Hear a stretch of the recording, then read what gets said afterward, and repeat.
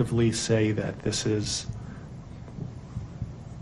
perhaps the most inhumane and vicious crime that I have handled out of the thousands of cases that I have seen. And nothing less than a maximum sentence would be appropriate, and anything less than the maximum sentence would depreciate the seriousness of this offense. Deputies, I would respectfully ask that you take this defendant into custody and have him serve the rest of his life in the Department of Corrections. We are in recess. If this stillness holds you, a quiet gesture helps sustain these long-form investigations. Taking a moment to like the video or subscribe allows stories like this to be examined with the time and care they demand, bringing hidden truths into focus, one layer at a time.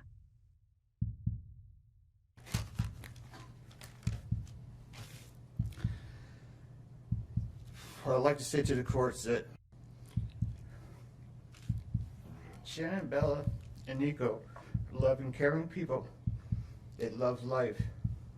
They love being around people who love them. They always had good times. This is the first time they went to the beach this year, and they loved it. But God only knows what happened that night. Life will never be the same without Shannon, Bella, and Celeste and Nico. Had all their lives to live. They were taken by a heartless one. This is the heartless one, the evil monster, who dare you take the lives of my daughters Shannon, Bella, Celeste, and Nico. I trusted you to take care of them, not kill them. And they also trusted you. The heartless monster, and then you take them out like trash. You disgust me. They were loving and caring people. You may have taken their bodies from me, but you will never take the love they had from me. They loved us more than you will ever know, because you don't know what love is.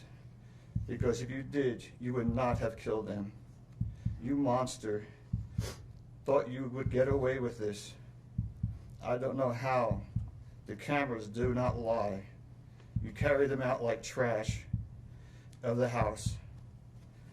Yes, I seen the videotape. You buried my daughter Shannon and Nico in a shallow grave, and then you put Bella and Celeste in huge containers of crude oil. You heartless monster. You have to live with this vision every day of your life, and I hope you see that every time you close your eyes at night. Oh, I forgot. You have no heart or feelings or love. Let me tell you something. I will think of them every day of my life, and I love them every day of my life. Prison is too good for you. This is hard to say, but may God have mercy on your soul. I hope you enjoy your new life. It's nothing like the one you had out here. May the courts have no mercy on you. It's hard every day. It hurts in so many ways. I have heard people say that you're not a monster. No, you are not. You're an evil monster. Thank you. Love you, Shannon, Bella, and Nico. The house appears first. It stands in the frame like something preserved in amber, motionless at the edge of a quiet Colorado cul-de-sac. The lawn is clipped. The driveway is clean. A white SUV rests in front of the garage, familiar and unremarkable. The sky above Frederick is still more night than morning, a washed-out blue pressed against the last remnants of darkness. Streetlights give off a weary, failing glow. Nothing moves. No curtain stirs. No door opens. No figure crosses the porch. At a glance, it is a scene so ordinary that it ought to drift past the eyes without consequence. Yet there is a weight here, a heaviness that the viewer can feel before understanding why. The kind of heaviness that clings to places where something irreversible has already taken root, even if no one outside those walls knows it yet. This is a house that has seen birthday candles, school mornings, small shoes scattered by the door, and late-night arguments that never reached the camera lens. It has held hopes that were photographed and shared, and tensions that were not. In the faint pre-dawn light, it looks like every other young family home on this street. That is precisely what makes the image so unsettling. The camera lingers, and the mind begins to search for the sounds that should belong to this address.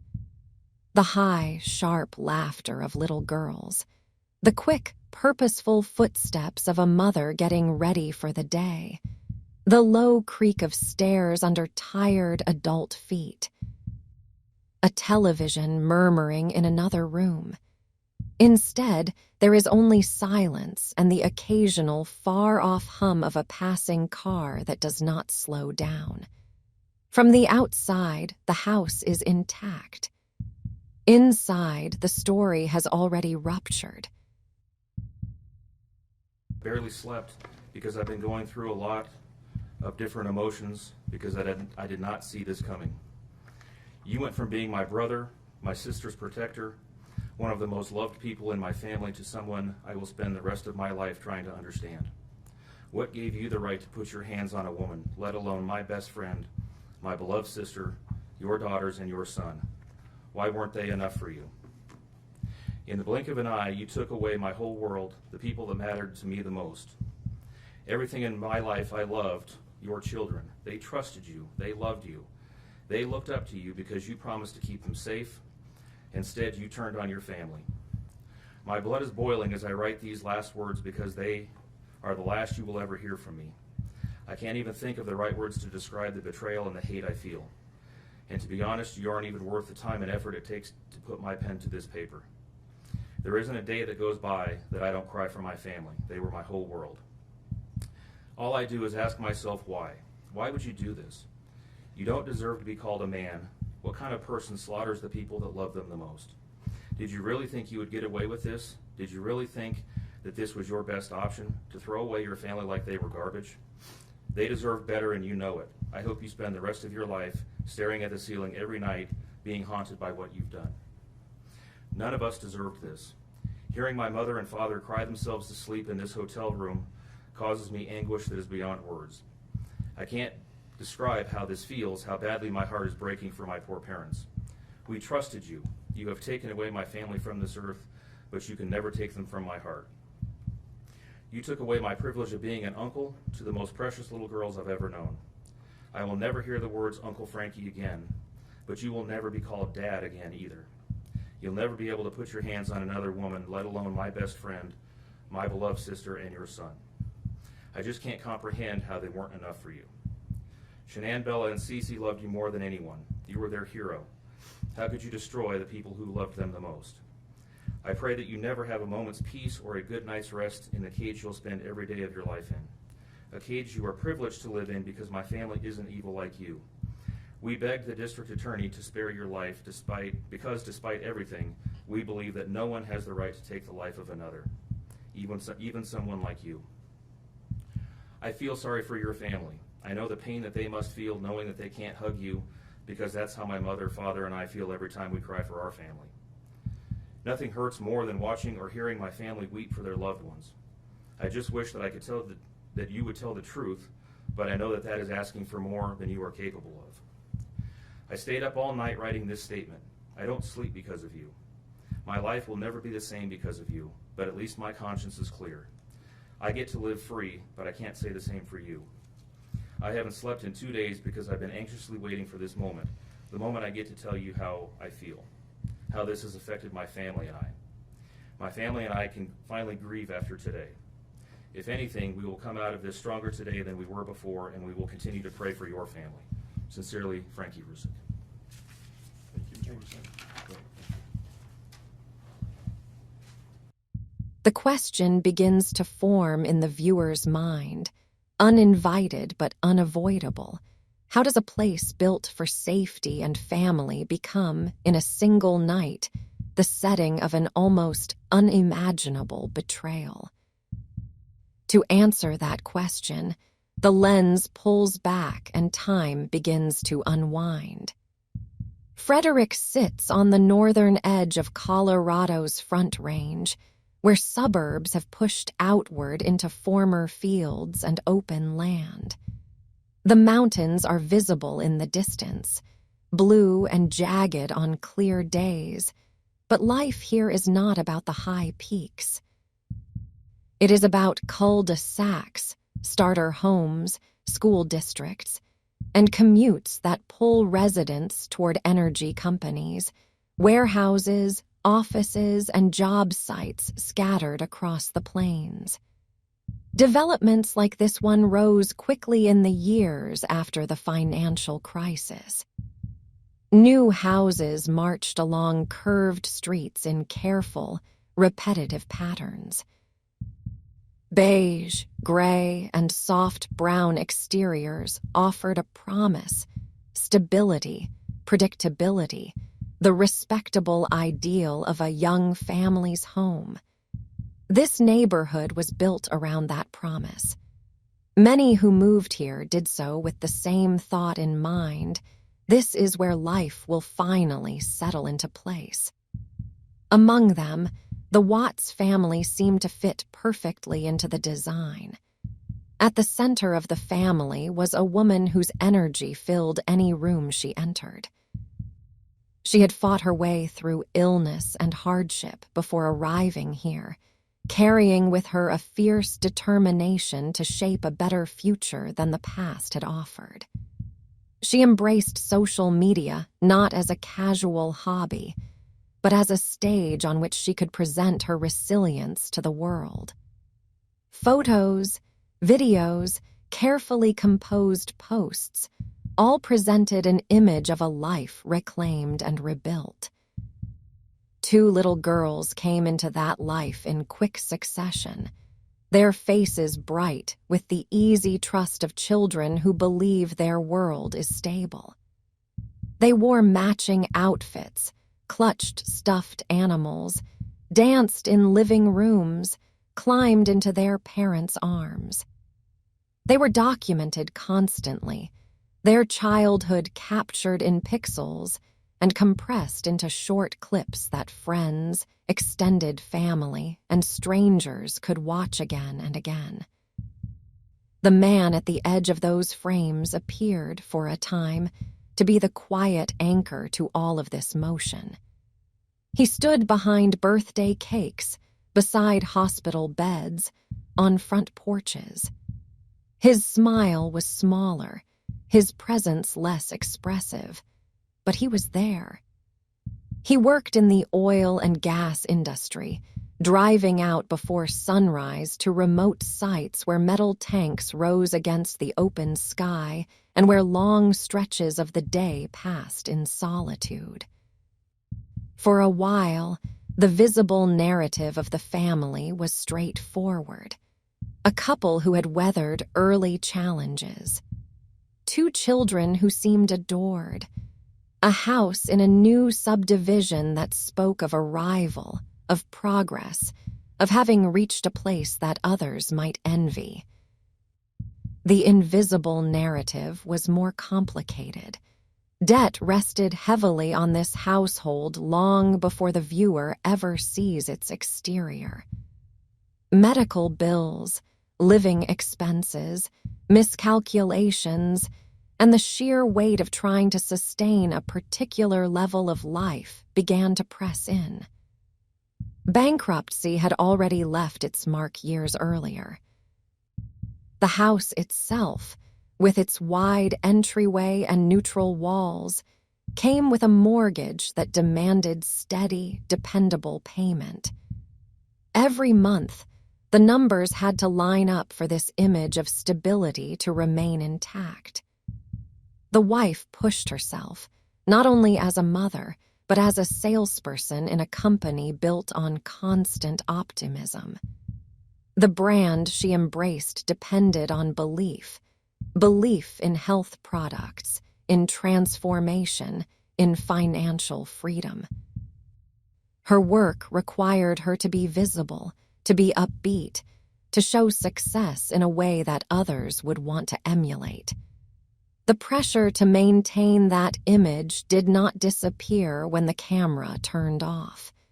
It followed her into bed, into doctors' offices, into conversations that were not recorded. The husband retreated each morning into a different world. Out among the tank batteries and pipes, he was far from the curated brightness of social media. His days were filled with the repetitive tasks of industrial labor. Check this, measure that, drive here, drive back. For long stretches of time, there was no one else in earshot, no one watching. The silence of that space can offer relief, or it can provide room for a person's unspoken thoughts to grow unchecked. As the years passed, subtle changes began to appear along the edges of their life. He lost weight. At first, the transformation was encouraged, even celebrated. He counted calories, exercised, reshaped his body. What began as a shared goal gradually became a solitary project. He spent more time at the gym, more time away from home in those early morning and late night hours. With each pound that disappeared, he seemed to move further from the man who had once leaned so heavily on his wife's drive and direction. She, meanwhile, continued to push forward with the performance of a life under control. Her posts revealed little of the exhaustion beneath the surface. Chronic health issues required careful management. 2 small children demanded constant attention. Business trips and company events were layered on top of those responsibilities. Every new photograph of a smiling family moment became both a genuine record and a shield against the reality that the relationship behind the scenes was starting to strain. Conflict rarely appears full-blown in a single moment. It creeps in as irritation, as misunderstandings, as resentments that are not fully expressed. In this house, those tensions unfolded in the private spaces that viewers will never see directly. It showed itself in the way messages went unanswered, the way eyes drifted to phones, the way fatigue and financial anxiety sharpened the edges of conversations. Somewhere in that shifting landscape, he crossed a line that would alter everything. At work, within that world of long drives and remote sites, he encountered someone new. She met not the husband and father who had been shaped by 10 years of commitments, but the leaner, more physically transformed man who was beginning to see himself differently. With her, he was not the subject of overdue notices or the target of questions about missing emotional presence. He was simply a man on his own, with his own story, free to rewrite the parts he did not like. The relationship between them grew in the small cracks of time that his family life did not occupy. Conversations after work, messages late at night, shared routines at the gym. In these moments, he allowed himself to imagine another life entirely, an uncluttered apartment, child-free vacations, financial decisions made without negotiation, a future where he could leave behind the stressors that had accumulated within the walls of the Frederick house. The contrast between these 2 lives widened until they were no longer compatible. On one side, a wife carrying the burden of a third pregnancy, trying to make sense of a partner who seemed increasingly distant and opaque. On the other, a woman who saw him as a man in transformation, someone breaking free from constraints. The summer of 2018 became the hinge on which his double existence turned. In June and July, the family's routines were disrupted by trips to North Carolina. She took the girls ahead of him, spending extended time with relatives while he remained in Colorado to work. The distance between them was no longer only emotional. It became measured in miles. Phone calls and messages grew strained, punctuated by suspicion and attempts at reassurance that did not quite land. Those weeks away from his family provided him with something else as well, space. Space to deepen the affair. Space to experiment with the idea of being a man without immediate parental duties. Space to rehearse, silently, a version of his life in which the obligations waiting back in Frederick did not exist. When he did eventually join the family in North Carolina, the undercurrents rose closer to the surface. There were arguments, unspoken hostilities, interactions with relatives that carried more weight than usual. She sensed that something fundamental had shifted in him. He presented explanations that did not fully satisfy. The tension between the image they had always projected and the reality of their unraveling relationship sharpened. Returning to Colorado did not resolve these tensions. Instead, they seemed to follow her like a shadow.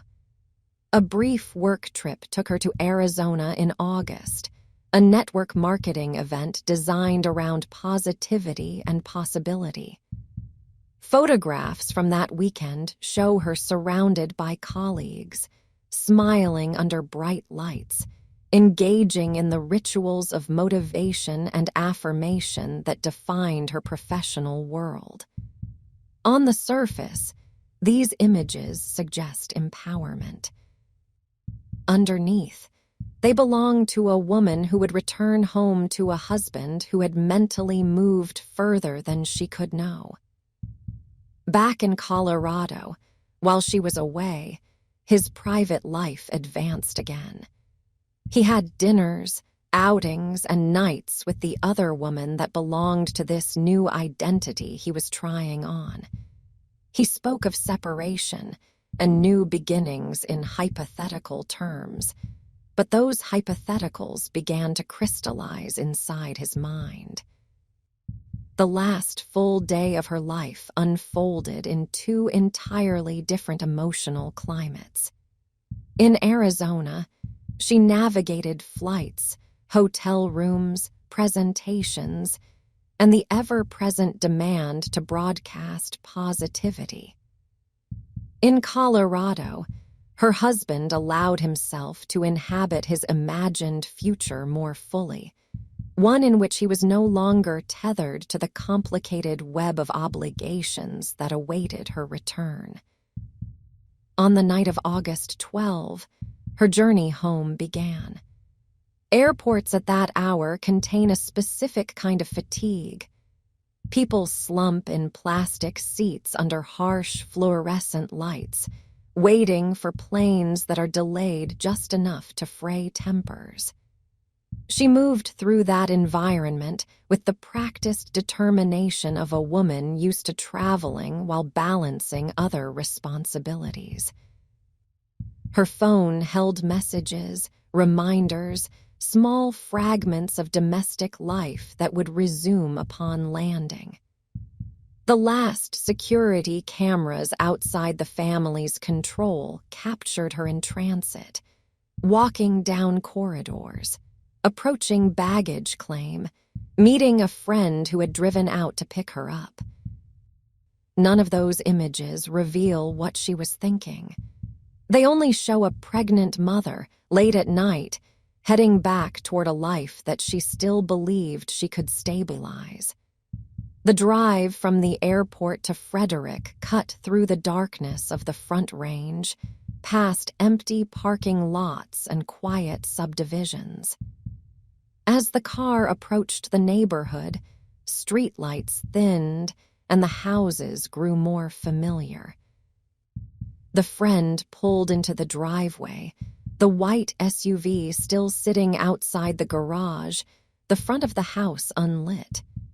It was around 2 in the morning.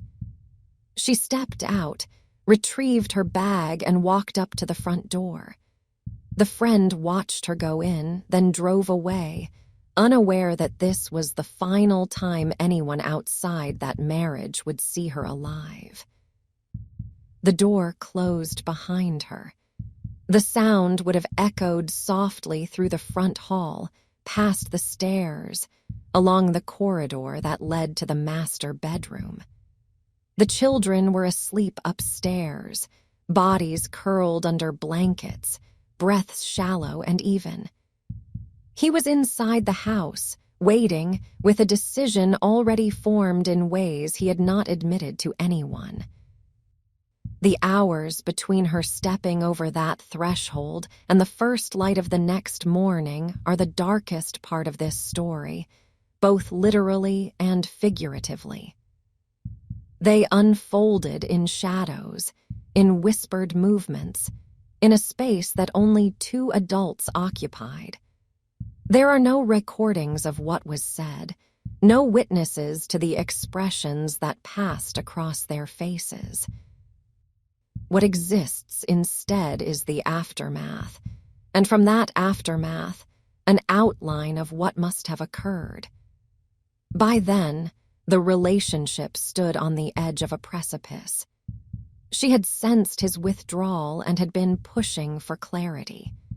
He had been drifting inward toward the idea of escape, toward a future that no longer included her or the children in the way they existed within these walls. The confrontation that night, in the early hours of August 13, was inevitable.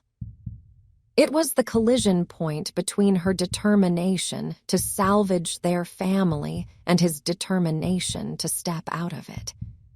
In the master bedroom, beneath a ceiling fan that had spun countless times over ordinary nights, the final argument took place. No one outside that room will ever know the exact words that passed between them. Only the themes: separation, betrayal, finances, the unborn child, the girls sleeping just down the hall. She would have been exhausted, physically and emotionally, after travel and weeks of mounting unease. He would have been rigid with the fear of losing the new life he had started to build in secret. Somewhere in that confrontation, he crossed a line from thought to action. What followed was not a sudden accident, nor the result of an unknown intruder. It was intimate violence delivered at close range in a room that had once been a space of rest. The act itself was silent in the larger sense. No neighbors heard screams through the walls. No cameras recorded frantic movement. Yet in that quiet, in those minutes where one human being exerted lethal force on another, the entire future of this family was extinguished at its root. The house did not respond. The thermostat continued to regulate the air. The refrigerator hummed. Upstairs, the girls slept on in their small bedrooms, unaware that the world they knew was disintegrating a floor below. When he finally stepped back from what he had done to his wife, there would have been a moment in which the reality of her stillness settled into the room like a physical presence. The body of a pregnant woman in the bed they had shared. the sheets disordered in a way that could not be easily explained, the silence now absolute. At that point, he still had a choice. He could have stopped, reached for a phone, called for help, admitted the horror of what he had already done. The story would have been irrevocably tragic, but it would have remained contained within the boundary of one life taken in a moment of catastrophic violence. He did not stop. Instead, he moved further into a darkness that still shocks the conscience even of those who study violent crime. At some point after their mother's death, the little girls awoke. Light may not yet have reached their windows, but a child's sense of time is not bound to the sun. They would have called out or wandered, seeking the comfort and routine they had always known. They found only their father and a house that no longer felt right. The exact sequence of events can be reconstructed only in fragments, but the result is known. He chose to direct the same lethal intent toward the children he had once cradled, bathed, and lifted into the air in photographs captured for family and friends. The home, in those hours before dawn, became not a refuge, but a site of sequential loss. Room by room, bed by bed, the living were replaced with the dead. Once the acts were complete, the house held 3 bodies and an unborn child. The space that had contained a typical family's belongings now held their remains as well. The man at the center of this narrative stood alone amid toys, clothes, framed photos, and the irreversible evidence of what he had done. It is in this moment that the story shifts from violence to concealment. He moved through the house with a grim, mechanical purpose, gathering sheets, blankets, and whatever he believed would help him erase the physical traces of the crimes. He wrapped, transported, and arranged his wife and daughters not as loved ones, but as problems to be solved, as objects to be moved. The garage light flicked on. The back of his work truck opened. In the grainy, distant gaze of a neighbor's security camera, his movements appear as dark, indistinct shapes against the early morning gloom. He walked back and forth from the front door to the truck, loading his family's bodies into the space that usually held tools and equipment. Each trip was a step further away from any possibility of going back. Inside the house, children's rooms remained filled with clothes and toys. A small backpack awaited a school day that would never come. In the kitchen, a purse, medication, and a phone were left behind, silent witnesses to the fact that the woman who owned them had not simply walked away. In the quiet before sunrise, with his family concealed in the truck, he climbed into the driver's seat and started the engine. The truck rolled slowly away from the house, past other homes whose occupants slept on, unaware that the vehicle passing beneath their windows was carrying the bodies of a woman and 2 little girls. The sky was beginning to pale by then, the first hint of morning bleeding into the horizon. To anyone who might have glanced out, it would have looked like an ordinary workday beginning.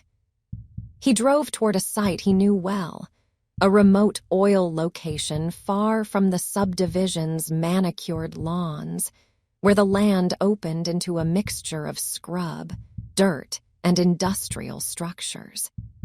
There, steel tanks rose from the ground, squat and looming against the wide sky. For years, these tanks had contained only crude oil.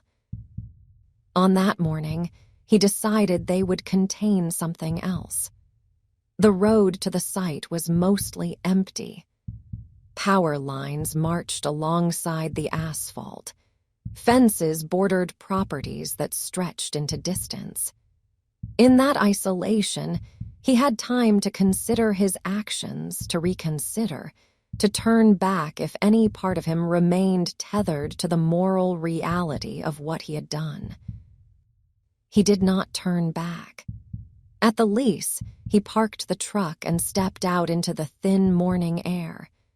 The site was quiet, the only sounds the faint buzz of distant equipment and the soft hiss of wind over dry ground. There were no coworkers yet, no supervisors, no one to watch what he was about to do. He moved with a grim determination, as if completing a task rather than confronting the enormity of his own violence. His wife's body was carried first to a shallow depression of earth, then covered with soil and debris in an attempt at a grave. The children, smaller and more easily lifted, were taken to the tanks. Heavy metal lids were opened. The dark interiors yawned beneath them. The choice he made then still haunts those tasked with understanding such crimes. He placed each child into separate tanks of crude oil, using the very infrastructure that provided his livelihood as a means to conceal what he had done. There are few acts more chilling than a father using his workplace as a burial ground for his daughters. By the time he drove back toward Frederick, the sun was up, bright and indifferent. Traffic had increased. Other workers headed to their jobs. Trucks and cars passed him without suspicion. The neighborhood he returned to looked exactly as it had when he left. Sprinklers rotated over lawns. Dogs barked at nothing.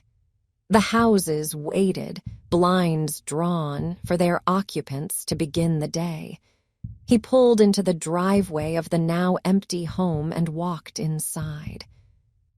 The house no longer contained the people it was built for, but it still contained their presence. Small shoes by the door, dishes in the sink, beds rumpled from the last night they were slept in. The sudden absence of 3 lives had not yet been recognized beyond these walls. The world still believed that this was just another Monday. He stood in that gap between the truth and the story he was about to manufacture. Within hours, concern from outside would begin to press in on him. A friend would notice that the pregnant mother was not answering messages, that she had missed an appointment she would never casually ignore. Calls would go unanswered. A visit to the house would reveal that her car was still there, that something was off. The narrative he was preparing rested on a lie so thin that it could not withstand even basic scrutiny, that she had simply left with the children and vanished into the world with no vehicle, no phone, no wallet, and no plan. Before anyone else arrived at his door, before the first officer stepped into his living room, the man who had annihilated his own family made one more choice: to act outwardly, as if he were a confused, worried husband who knew nothing of their fate. By mid-morning, the ordinary machinery of concern had begun to move. The friend who had dropped her off in the night expected to hear from her, to see confirmation that she had made it through a short sleep and into a new day of appointments and responsibilities. Instead, there was nothing. No simple message, no acknowledgement, no sign of motion. Time passed. The absence grew stranger. Attempts to reach her mounted, each one unanswered. Her phone remained still. For a woman whose life was ordinarily threaded with constant communication, that silence did not feel accidental. It felt like something severed. The friend drove back to the house. The white SUV was parked exactly where it had been hours earlier. The blinds were closed. The front door was locked. There was no indication that a woman and 2 young children had left for a day out. No car had moved. No garage door stood open. The physical facts of the scene contradicted any simple assumption that she had taken the children somewhere on a whim. The friend rang the bell. She knocked. She paced, uncertainty curdling into fear. The idea that the woman might be inside and in urgent need of help began to rise, heavy and insistent. Soon, others were drawn into this circle of alarm. Phone calls extended outward. A chain of small, anxious decisions converged on one outcome. The house on Saratoga Trail became the focus of an unofficial welfare check that quickly escalated into something larger. When he finally arrived home in the midst of this brewing crisis, the stage was already set in a way he had not fully anticipated. There were vehicles outside. There were people waiting. Eyes turned to him with questions written, if not spoken, in their expression. He stepped out of his car into an atmosphere already dense with tension.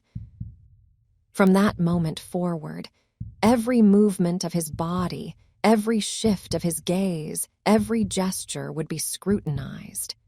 At first, only by those physically present. Later, by an audience spanning continents. He moved through his own front door with others alongside him. Inside, the house had the unmistakable feel of a life interrupted rather than a voluntary departure. Her handbag rested where she had left it. Medication sat on the counter. Shoes were lined by the door. The children's bedrooms were intact, filled with clothes and toys prepared for mornings that would never arrive. There were no signs of bags hastily packed, no absence of essential items that would suggest intentional flight. The staircase loomed at the center of the house, leading up to the rooms where the girls had last slept. The master bedroom held its own clues, a bed stripped of sheets, a detail that prickled at the edge of investigative minds. The en-suite bathroom, usually a place of routine and privacy, felt suddenly clinical and exposed under the gaze of those searching for indicators of distress or struggle. To those walking through the house for the first time, the dissonance between the man's claim of baffled concern and the physical reality before them was immediately striking. It is one thing for a person to vanish spontaneously. It is another for them to vanish without taking any of the ordinary tools of daily life. Yet at this early stage, there was not enough to replace suspicion with certainty. The situation sat in a strange limbo. A missing pregnant woman, 2 missing children, a husband whose demeanor seemed wrong in ways that were difficult to articulate. A neighbor, drawn by the commotion, offered something unexpected, footage. His home security system, pointed toward the shared stretch of street and driveway, had captured video in the hours before dawn. In a modest living room not far from the Watts house, a small group gathered around a television screen as the digital recording played. On the screen, the date and time glowed in the corner, marking the early hours of that crucial morning. The footage showed the familiar outline of the driveway and garage, cloaked in darkness. Then, at a time when most of the neighborhood slept, the husband's truck appeared. It backed into the driveway at an angle that allowed the rear to line up as closely as possible with the garage entrance. Headlights cut across the neighboring houses, then were quieted. For several minutes, the video captured fragments, the glow of interior lights, the faint movement of a figure going back and forth between the house and the truck, shapes that were too indistinct to identify clearly, but clear enough to show that something significant was being loaded. To those watching the footage in real time, the husband's reaction to it became as revealing as the images themselves. He stood tensely, explaining what the viewer was seeing, offering details about loading tools and equipment for his workday, about leaving early, about routine tasks. His words were not as important as his body language, the shifting weight from foot to foot, the hands on hips, the restless gestures. There is a type of agitation that does not align easily with the posture of an innocent man seeing potentially exculpatory footage. It aligned more closely with someone trying to stay ahead of the questions they believed would follow. The neighbor's own perception shifted. In the stillness of his living room, he formed a quiet impression that something was wrong not only with the disappearance, but with the husband at the center of it. Outside, the situation escalated quickly. The case, initially handled as a welfare concern, was now something more. A pregnant woman, 2 small children, no sign of departure, personal belongings left behind, a husband with unexplained pre-dawn activity captured on video. Each of these elements on its own might have allowed for benign interpretation. Together, they drew a different picture. News of the disappearance leaked beyond the cul-de-sac almost immediately. Within a day, local media began reporting on the missing family. The photograph used in those first reports became instantly recognizable. The mother smiling broadly, dark hair framing her face. The 2 little girls beside her, eyes wide and bright. They looked straight into the camera, unaware that their likenesses would soon circulate worldwide under the word missing. Standing on his own front porch shortly thereafter, the man who had taken their lives faced a television camera. The porch, with its stone pillars and neat potted plants, became a stage. He wore a T-shirt and shorts, arms often crossed, expression strained. To the casual viewer watching that interview as it went to air, he presented as a concerned spouse making a public plea. He described the absence. He encouraged anyone with information to come forward. He framed himself as someone whose life had been derailed by an inexplicable disappearance. To those who would later revisit the footage with full knowledge of his guilt, the scene would become almost unbearable to watch. The setting is familiar, a suburban home bathed in daylight, a man standing in front of it. But knowing that, at the time of this performance, he already knew that his wife and daughters were dead, that he had personally transported and hidden their bodies, lends every movement of his face and hands a sickening duplicity. Viewers would replay his expressions, freeze frames, point out moments that appeared insincere or overly controlled. Entire analyses would be built around how his eyes moved, how his shoulders shifted, how often he looked away. The contrast between the public role he was performing and the private truth he held deepened the sense of horror. Behind the scenes, investigators were not standing still. They began constructing a detailed timeline, hour by hour, of the days leading up to the disappearance and the critical night itself. They analyzed phone records, calls placed, messages sent, location data quietly recorded by devices carried in pockets. They looked at workplace logs, searching for discrepancies between reported and actual movements. They spoke to friends, relatives, and colleagues, building a psychological portrait of the marriage and the man at its center. Digital traces, so easily overlooked in the moment, became crucial. Search histories revealed his preoccupations. Late-night queries pointed toward fantasies of starting over, of living a life unburdened by current commitments.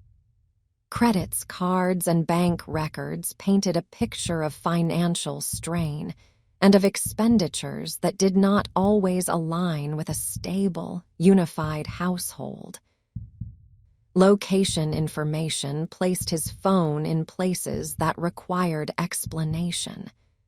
As this picture came into focus, the initial narrative of a spontaneous disappearance began to fray and then tear. The oil site where he worked on the morning of August 13 emerged as a focal point. His presence there, documented by company records and GPS data, aligned precisely with the window of time between his leaving the house with the loaded truck and the initiation of the missing persons response. Investigators recognized that a remote, industrial location offered both opportunity and concealment. The quiet, seemingly endless expanse of that site, with its tanks and conduits, now stood out as a place not only of work, but of possible disposal. Back at the station, the man who had placed himself at the center of the search as the grieving husband agreed to sit through formal interviews. He presented himself as cooperative. He described his version of the last time he saw his wife, his expectations for the day, his surprise at coming home to find them gone. Yet his account was riddled with subtle inconsistencies. Timelines did not perfectly align. His descriptions of her emotional state seemed oddly detached, their weight not matching the gravity of the situation. His effect fluctuated between flat and theatrically strained. Those observing him began to sense that they were not hearing an account drawn from genuine confusion, but from rehearsal. The divergence deepened when he consented to a polygraph test. Such tests are not perfect instruments. They are fraught with variables and cannot independently prove guilt or innocence. Yet they can be revealing when conducted in the context of a broader investigation. He entered that room under the assumption that he could control, through composure, the impression of truthfulness. He could not. The results were stark. The patterns recorded by the instrument did not align with someone telling the truth about what had happened to his family. In the aftermath of the test, the margin for maintaining his original story narrowed drastically. Those observing him no longer needed to rely on intuition alone. They now had data suggesting deception layered over mounting circumstantial evidence. Under that pressure, the story began to shift. He moved from categorical denial into a partial admission, but even then, he tried to divert the darkest portion of the blame away from himself. The version he offered next claimed that the destruction of the children was not his doing, that he acted in a sudden fury only after discovering a shocking act by his wife. This new narrative sought to recast him as a man who committed one terrible act under provocation, rather than as an architect of the entire crime. It was a calculated attempt to preserve some remnant of his image, to position himself not as the originator of all violence, but as someone reacting to it in a moment of madness. However, the physical evidence at the sites where the bodies had been hidden, combined with medical findings, would not support this revised story. The manner in which the girls' bodies were found, the pathology of their deaths, and the sequence revealed by digital metadata all converged in a way that undermined his effort to shift primary responsibility.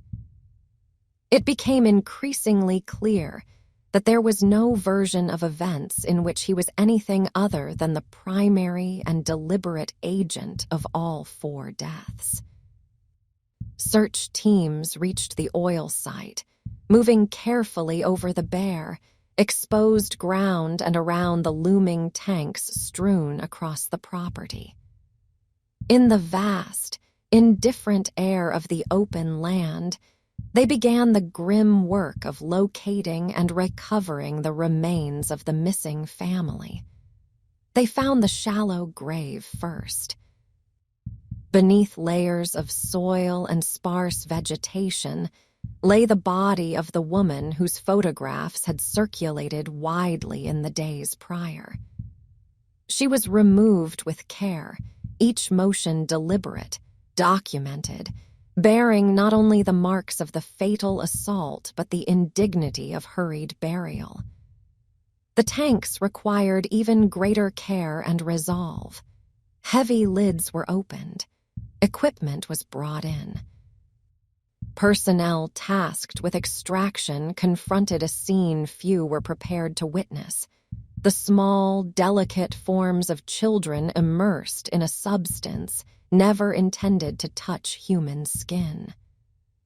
The process of recovering their bodies was painstaking, physically demanding, and psychologically scarring. Word of these recoveries spread quickly through those working the case, then into the wider public. The idea that a father had placed his daughters in industrial oil tanks was not just a chilling detail.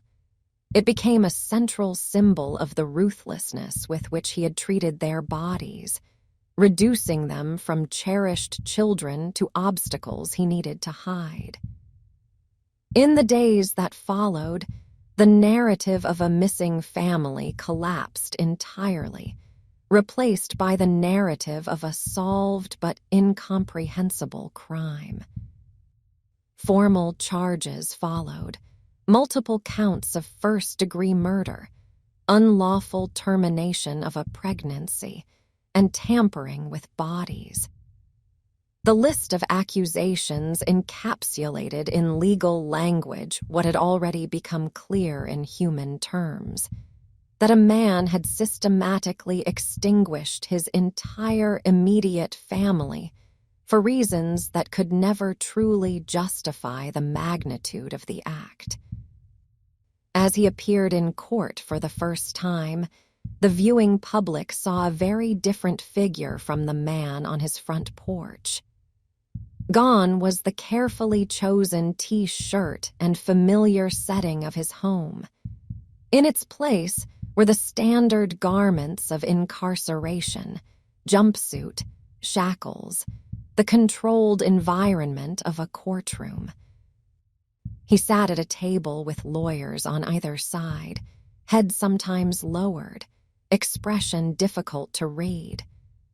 The room itself held an unmistakable gravity, rows of seating behind him filled with journalists, community members, and most importantly, the family of the woman and children whose lives had been taken. Courtrooms are built to formalize the processing of human conflict. Wood, metal, seal, bench, flag. In this case, all of those materials seemed inadequate to contain the emotional charge of what was being addressed. As the legal process unfolded over weeks and then months, the public watched closely. There was speculation about whether he would insist on a trial, forcing a parade of witnesses, experts, and graphic evidence before a jury. There were discussions of potential sentences, including the possibility of death under Colorado law at the time. Prosecutors weighed not only the strength of their case, but the toll a full trial would take on the surviving family members of the victims. Behind procedural motions and scheduling orders, there were quieter conversations, calculations, and negotiations that would determine the eventual path. The outcome of those negotiations was a plea. He agreed to plead guilty to all the major charges, accepting responsibility in formal terms for the murders of his pregnant wife and 2 daughters, and for the unlawful termination of the pregnancy. In exchange, prosecutors agreed not to seek the death penalty. The decision was heavily influenced by the wishes of the victim's family, who faced the prospect of reliving the details of the crime repeatedly throughout a capital trial and any subsequent appeals. This plea meant that there would be no jury trial, no long sequence of testimony unfolding in open court. Instead, there would be a single, climactic sentencing hearing where the full weight of the story would be summarized and punishment pronounced. That hearing carried its own kind of intensity. The courtroom on that day was filled to the limits of capacity. Relatives of the dead sat in the front rows, their faces carrying a combination of grief, exhaustion, and resolve.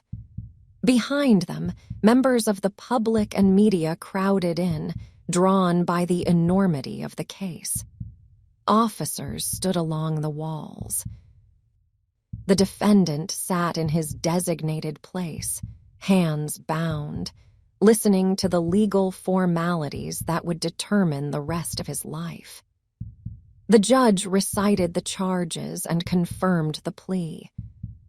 Prosecutors laid out the facts they would have presented at trial, the timeline, the manner of death, the disposal of the bodies, the existence of the affair, the digital record of his planning and deception. Although the details had appeared piecemeal in media coverage, hearing them arranged in a single, sustained narrative deepened the impact. Family members addressed the court, conveying in measured, often trembling words the devastation that had reverberated through their lives since the murders. They described birthdays that would never be celebrated, holidays forever marred, empty spaces at gatherings that could never be filled. Their grief was as structural as the building itself, a permanent architecture of absence. When it came time for sentencing, the judge spoke directly to the severity of what had been done. Numerous life sentences were imposed, stacked consecutively to ensure that even within the logic of the system, the punishment acknowledged each life individually. There would be no possibility of parole, He was effectively removed from the free world for the remainder of his days. With a strike of the gavel, the formal legal phase of the case closed. But the story did not. He was transferred into the deeper recesses of the correctional system, another figure in a chain of escorted movements through corridors and secure doors. Stripped of the trappings of his former life, he became an inmate among others serving long or permanent sentences for violent crimes. His days reduced to routine and regulation, his world narrowed to walls and narrow strips of sky. Outside those walls, the narrative of what he had done continued to unfold across screens and pages, discussed in living rooms, in online forums, in documentaries. People returned to the beginning, replaying the footage of the house, the interview, the neighbor's security camera, now equipped with hindsight. They studied the photographs of the family, searching for clues that might have hinted at the catastrophe to come, an expression misaligned with a caption, a posture that seemed wrong, a hint of distance in a man's eyes as he held his children for the camera. In the absence of new developments, attention focused on interpretation. One of the most striking aspects of this case for many observers was that, on the surface, he did not fit their internal template of a monstrous offender. He was not visibly chaotic or overtly menacing. He had a steady job, a family, a house, a life that, while fraught with stress beneath the surface, appeared outwardly orderly.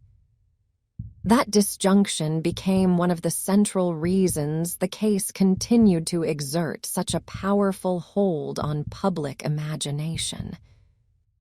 If a man like this could commit an act of such intimate, total destruction, then the boundaries many people draw between themselves, and that kind of person began to blur. It forced difficult questions about the fragility of the personas people construct, about the capacity for extreme violence lying dormant in individuals who, until a critical moment, have never given clear outward indication of such potential. In the months and years after the sentencing, additional documents and interviews emerged that added texture to the understanding of his inner world, but they never fully resolved the core mystery of his psychology. He offered further accounts from prison, elaborating on his motives, describing thoughts and feelings he claimed to have had in the lead-up to the crimes. These recollections, however detailed, were filtered through self-interest, hindsight, and the human tendency to reframe one's own story. They did little to relieve the fundamental incomprehension at the heart of the case. Instead, the focus gradually drifted from trying to fully explain him to examining the larger patterns surrounding this kind of crime. Familicide, the killing of one's immediate family, is statistically rare but not unheard of. Studies of such cases reveal recurring factors: financial strain, perceived loss of control, extramarital affairs, narcissistic injury, and a growing sense that annihilating the current life is the only way to escape it. In this context, his actions, while personally shocking, fell into a broader category of catastrophic choices made by people who experience their own life circumstances as inescapable traps. Yet knowing that a pattern exists does not soften the impact. For the families who lost a daughter, sister, mother, and grandchildren, these analytical frameworks cannot touch the intimacy of their grief. Their loss is not abstract. It lives in quiet moments, in empty chairs at kitchen tables, in birthdays marked only by photographs and candles lit in memory rather than celebration. The house in Frederick stood as an enduring physical reminder. For months, it sat empty, its windows dark, its rooms silent. Grass grew untended in patches. Flyers and notes left in the early days of the investigation were removed, leaving only faint marks. Neighbors passing by would sometimes slow their steps, drawn to the structure by a mix of sorrow and unease. Eventually, discussions arose about what to do with the property, how to disentangle it from the layers of meaning that now clung to its walls. Houses where notorious crimes occur often linger in a strange kind of limbo. They are, in practical terms, valuable pieces of real estate, but they are also sites of psychic weight, places that prospective buyers approach with hesitation. Some are demolished, others remodeled beyond recognition, others quietly sold to those willing to live with their history. Whatever becomes of the physical shell, the idea of the house persists. In the collective imagination, it remains that image from the cold open, a neat suburban home standing in the early light, its quietness no longer a sign of peace, but of something profoundly broken. The digital footprints of the family endure as well. Videos recorded long before the crime, once meant as cheerful updates or promotional content, now function as an unintentional archive. They show the mother laughing with her daughters, moving through the kitchen, planning meals, documenting minor triumphs and frustrations. They show the father interacting with his children, his arms around them, his hands steadying them as they play. Viewers returning to these clips after the crime cannot watch them as they were originally intended. Each gesture is shadowed by knowledge of what came later. The same images that were once used to portray a thriving, happy family now serve as haunting reminders of just how thoroughly that image was shattered. In this tension between the curated life and the hidden reality, the case finds much of its lasting resonance. It invites reflection on how people present themselves to the world and what they conceal, on the pressures of maintaining appearances when finances, health, and relationships are fraying behind the scenes. It raises questions about how well anyone can truly know what is happening inside the walls of another person's home, even when that home is frequently visible online. The story also forces a reckoning with the limits of prevention. In retrospect, observers identify warning signs, escalating marital tension, emotional distance, financial collapse, infidelity, fantasies of escape. Yet in real time, these signs often appear as private struggles, painful but not obviously precursors to lethal violence. Friends and family may sense that something is wrong, but not that catastrophe is imminent. The case underscores the tragic fact that in some situations, the descent from manageable crisis to irreversible destruction can happen in a window too narrow for intervention. The man at the center of this narrative now lives in a world defined by schedules he did not choose, counts, meals, lockdowns, checks in the night. Against the gray routine of incarceration, his former life plays out in frozen images on screens he will rarely, if ever, see again. The family he destroyed is remembered not only by those who knew them personally, but by millions of strangers who have watched their story told and retold in various forms. For the viewer, the emotional impact of this case does not reside only in the crime itself, terrible as it is. It resides in the stark collision between two realities: the aspirational portrait of a family in a new home and the grim truth of what occurred behind closed doors. What remains, long after the final legal documents have been filed and the cameras have moved on to other stories, is a sense of unsettled quiet. The house, whether occupied or not, still stands in a neighborhood where children play and sprinklers turn. The site in the oil fields, under a vast Colorado sky, still holds its industrial purpose. The courtroom sits empty between cases, benches polished, flags unmoving. Yet the echo of this story continues to move through those spaces, invisible but persistent, a reminder that even the most ordinary seeming explained away within them the darkest chapters of human behavior.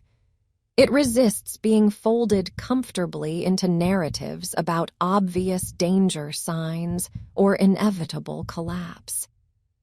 It insists, instead, on the uncomfortable recognition that catastrophic harm can emerge in environments that look, from the outside, indistinguishable from those we trust.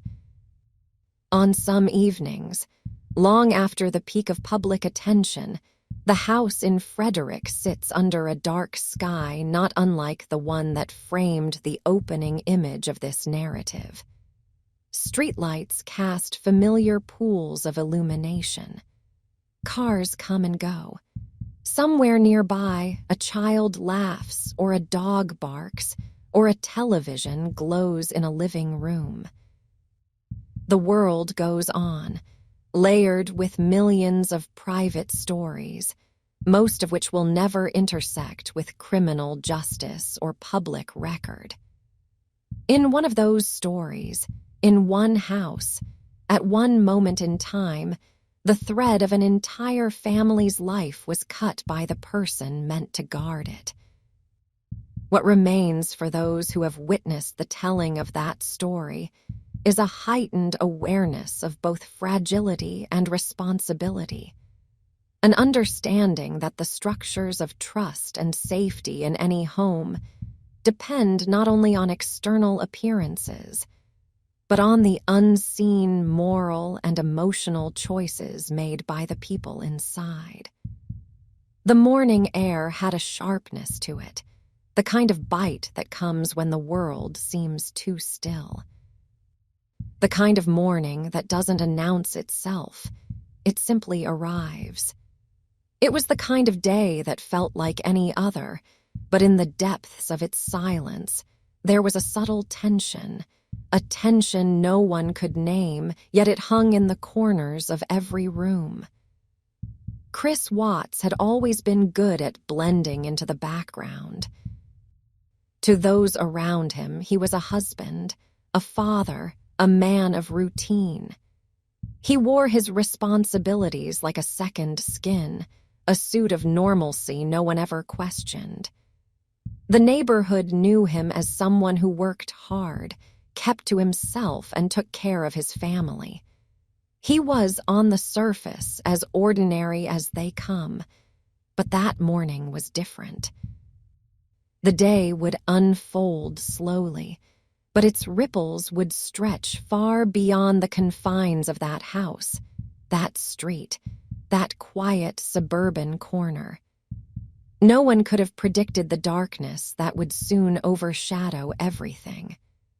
The house itself was typical, a 2-story home nestled in the outskirts of suburban Colorado, surrounded by wide streets and manicured lawns. The home, with its soft beige walls and pristine white trim, looked like it belonged in a magazine. The windows were clean, the mailbox stood upright at the edge of the driveway, and the front porch was adorned with a single, weathered rocking chair that seemed to creak in the lightest breeze. It was a place where children played, where families gathered, where life happened. But there was a stillness that morning that no one could deny. The house, though full of the ordinary objects of a family's life, felt absent of sound. It wasn't just the quiet, it was the feeling that something had been drained from the air. A space had opened up, but no one knew what it was. Inside, the family's dog wandered through the house. His nails scratched against the floor as he circled the living room. His movements were aimless, as though even he could sense the change, the unease in the air. Shannon Watts, a woman full of light, always quick with a smile and a laugh, had left for a work trip the day before. Her daughters, Bella and Celeste, were still in their beds. And Chris, he was the one who would step out that morning, leaving behind a trail of questions and confusion. The routine that had always anchored him, the ordinary rhythm of a family, was about to be shattered. But at that moment, there was only silence. The day stretched on like a thread pulled too tight, inching towards something unknown. Chris left the house with an air of detachment, as though he were simply following through on a checklist. Another ordinary task to complete, another day to get through. Yet, as the door clicked shut behind him, the house felt abandoned, as though its life force had been temporarily suspended, waiting. He drove to work as usual, but today the drive would not be routine. It would not be just another commute. The air felt heavier than it should have, the streets eerily quiet, as though they, too, were holding their breath.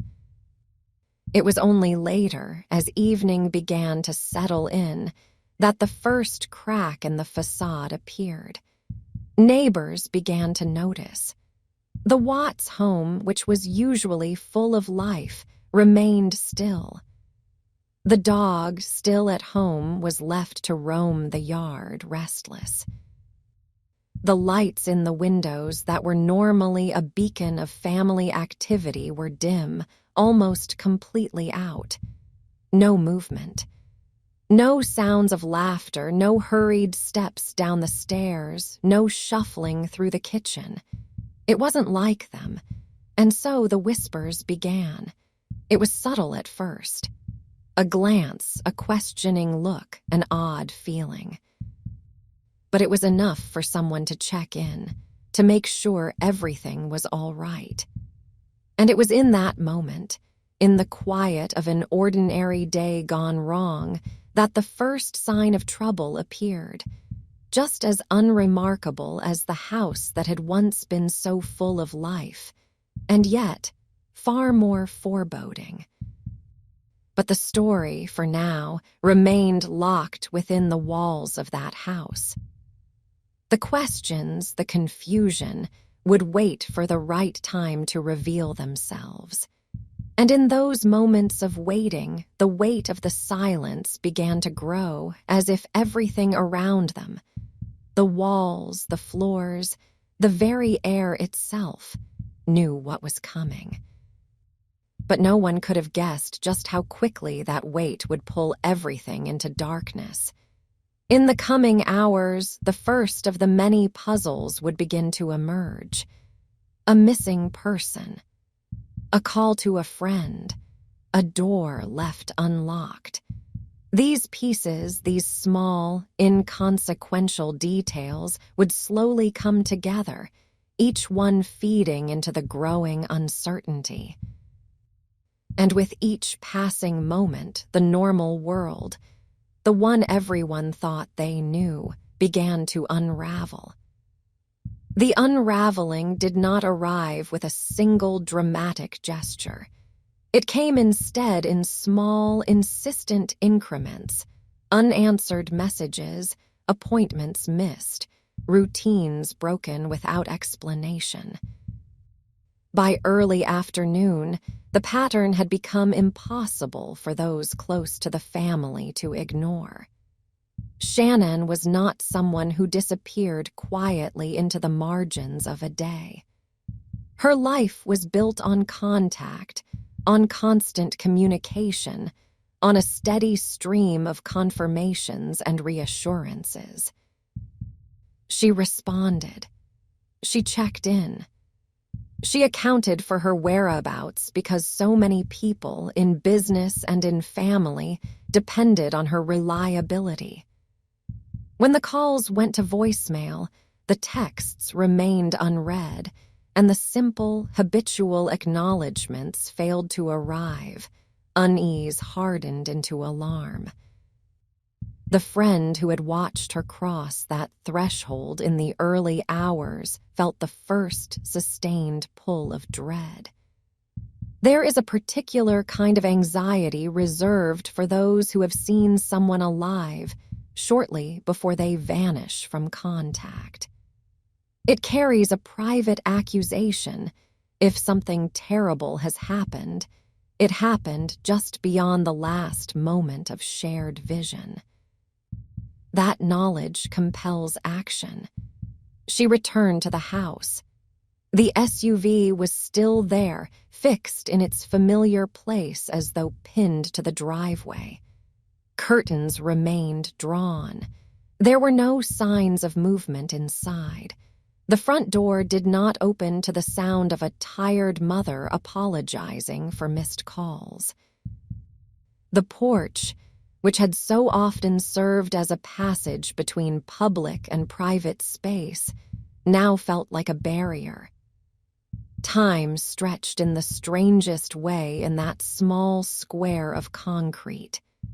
Minutes felt longer than they were, and each of them carried the same unanswered question: why is no one responding? The decision to involve authorities was not made lightly, but it was made. What began as informal concern became an official welfare check. The presence of a marked vehicle in a quiet subdivision has its own kind of gravity. As it rolled down the street and came to rest in front of the house, the equilibrium of the neighborhood shifted almost imperceptibly. The approach to the front door, the knocking, the calls through the wood, the attempt to peer past the edges of curtains, these were standard actions, routine procedures. Yet in this context, they felt more charged, as though the house itself were resisting entry, holding its secrets for a few moments longer.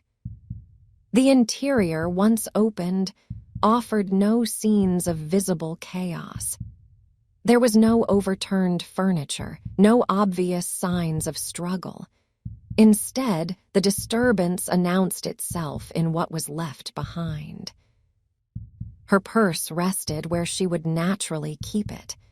Medication, which she needed regularly, remained untouched. Her shoes, lined up with habitual precision, waited for feet that would not slide into them again. The children's rooms held clothes, toys, and beds that suggested they had started a night but never begun a day. The dog padded uncertainly between rooms, tail low, responding with a kind of animal confusion to the unusual presence of strangers in his territory and the absence of the people he recognized as his own. For the officers, patterns formed quickly. A mother of 2 small children does not leave for long without her phone, car, or essential medications. She does not abandon her vehicle in the driveway, her keys on the counter, and her entire digital life on a kitchen surface and simply drift out into the world. The house did not raid as a point of departure. It raid as a scene abruptly suspended. In that suspended state, everything began to turn toward the only adult unaccounted for in emotional terms, the man at the center, the husband and father whose responses did not align with the growing dissonance in the room. It is one thing to speak of worry.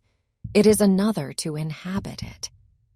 Those on the scene saw a man moving through the house with an air that, to them, did not fully match the magnitude of the moment. His gestures were controlled, his tone oddly flat or performative at intervals, as though he were replaying a script rather than experiencing his first shock at the thought that his family might be missing. In the kitchen, a half-consumed domestic life lay scattered on the counters, bottles, cups, mail, the ordinary clutter of young children and busy parents.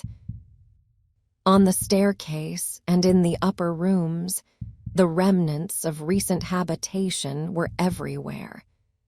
It felt less like a house from which people had departed and more like a house that had been emptied of its occupants suddenly and without preparation. The neighbors' offer to share camera footage functioned as a hinge. It moved the investigation from conjecture founded on absence to suspicion anchored in something concrete. On the screen, the truck angled in the driveway in those early hours, the back open, the dim outline of repeated trips between the interior of the house and the vehicle. The images were indistinct, but they were enough. There is a particular kind of quiet that falls in a room when the people in it realize they are looking at something that does not fit any innocent narrative. That quiet settled over the neighbor's living room as the footage played. The air thickened with the unspoken recognition that the husband's early morning activity and the later claim of sudden disappearance could not coexist comfortably. When he left that living room, the investigation did not yet have proof of murder, but it had its gravitational center. From that moment, every piece of data, every statement, every digital trace would be evaluated against the growing hypothesis that the story of a missing family was not simply incomplete. It was false. As evening fell on that day, the image of the house under artificial light registered differently for everyone who saw it. The ambient glow from street lamps and porch fixtures illuminated not just siding and shingles, but a new reality. This address was now a crime scene in waiting. Beyond the cul-de-sac, the world began to absorb the basic outline of the situation through news alerts and broadcasts. A pregnant woman and her 2 young daughters were missing. Their husband and father had appeared on camera, expressing worry. The community was asked to be vigilant, to provide information, to help bring them home. But home, in this story, had already ceased to be what that word once meant. In the days that followed, the search for answers narrowed around a series of decisive moments. Interviews shifted in tone from exploratory to confrontational. Digital evidence crystallized patterns of communication and movement that left less and less room for alternative explanations. The trip to the oil site, the timing of calls, the content of messages, all converged to form a coherent, damning structure. Under pressure, his narrative fractured. The first version, of a wife leaving with children after an emotional conversation, gave way to another, darker tale that attempted to recast him as a man reacting to horror rather than producing it. That second version, too, soon buckled under the weight of forensic reality and logical inconsistency. What remained, once layers of partial admission and attempted justification were stripped away, was the simple, brutal truth that the man who stood in that house as officers searched had already destroyed the lives they were trying to protect. Retracing those steps in the subdued, methodical style of a documentary is not an exercise in spectacle. It is an attempt to understand how ordinary objects, a truck, a house, a set of storage tanks, can be drawn into the service of extraordinary harm. The truck, a tool of his trade, became the vehicle for transporting the bodies of those closest to him. The house, meant to shelter and nurture a family, became the setting for their final moments and the stage on which he performed concern.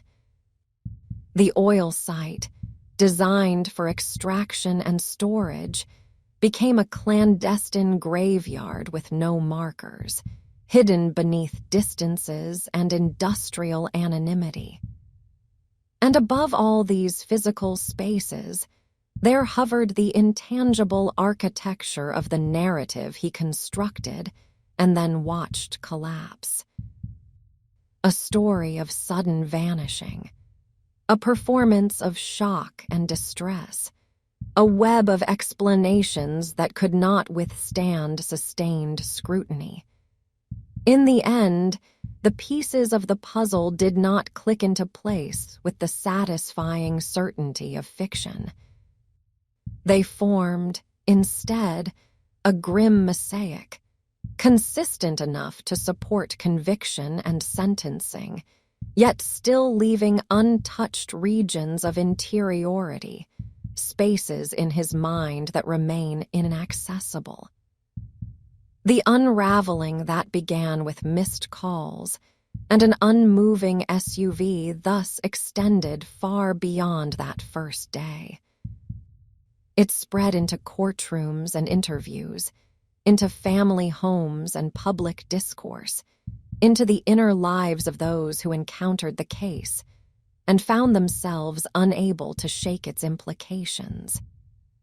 It is in that extended unraveling, in the way the story continues to tug at the threads of trust, perception, and the assumed safety of the familiar, that the true scope of the crime can be felt, long after the house on Saratoga Trail has fallen quiet again and the cameras have turned away.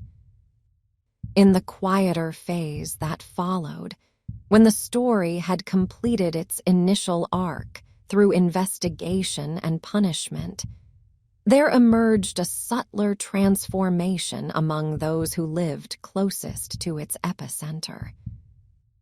It was not only that a crime had taken place, it was that the meaning of certain ordinary things had been permanently renegotiated. For some neighbors, the sound of a garbage truck reversing in the early hours no longer blended seamlessly into the background of suburban life. It recalled, instead, The image of a work vehicle backing into a driveway before dawn, tailgate open, holding a secret the neighborhood had not yet learned to see. The simple geometry of that motion, reverse, pause, load, depart, had acquired a new, darker resonance. For parents in similar homes, the nightly ritual of checking on their sleeping children carried a slightly different weight. The sight of a small chest rising and falling under blankets, the warmth of a forehead, the heaviness of a relaxed hand. These details, always precious, were now shadowed by an awareness that there were places in the world where this ritual had been broken from within, not by misfortune, but by deliberate choice. Even the concept of normal husband and father came under quiet reevaluation. For years, that phrase had described someone like Chris Watts, employed, present in family pictures, engaged in household routines. In the wake of the crime, the phrase no longer felt sufficient as a guarantee of anything. People began, consciously or not, to listen for what lay between the visible markers, the quality of a man's attention to his family, his willingness to engage in difficult conversations, the authenticity of his emotional responses when life became strained. This did not mean that suspicion permeated every relationship, but that assumptions became more measured. The existence of a mortgage, a job, and a family was no longer taken as automatic evidence of internal stability. Within the extended circle of acquaintances, those who had known the family at a distance, perhaps through work events, social media, or casual gatherings, the story took on a different texture. Many remembered specific interactions with Shannon, her energy at conferences, her persistence in business pursuits, her candid references to health struggles. Some recalled small moments with the children, a brief exchange at a playground, a glimpse at a birthday party, a photograph taken in passing. Their memories of him were often thinner, a handshake, a nod, a quiet presence at the edge of group activities. In hindsight, that quietness became a point of fixation. People asked themselves whether they had ever sensed something beneath the surface, some hint of discontent or detachment that had gone unnoticed. Most concluded that they had not. He had blended into the background too efficiently, presenting a face that did not invite scrutiny. That realization, that someone could stand so close to catastrophe without revealing its approach, contributed to the enduring fascination with the case. In workplaces, particularly those connected to the energy industry in Colorado, the story circulated with an added layer of immediacy. Colleagues who had encountered him on job sites or in routine communications recalled nothing overtly alarming. He had been, by most accounts, competent and unremarkable. The knowledge that he had used a company site as a dumping ground for the bodies of his family produced a deep discomfort, a sense that their shared professional environment had been compromised in an intimate way. The oil tanks remained in place, but their symbolic meaning shifted. They were no longer simply industrial containers. They were, in the minds of those who knew, connected to a story of intimate betrayal. The site, once one among many, became an internal landmark, a place where procedural briefings and safety meetings were overlaid with thoughts of what had unfolded there one August morning. For law enforcement officers and forensic teams, the case became part of their institutional memory. When training new personnel, instructors could point to specific decisions. The willingness to treat early inconsistencies in the husband's story as meaningful. The decision to examine digital records in detail. The importance of seemingly mundane infrastructures like home security cameras and workplace GPS logs.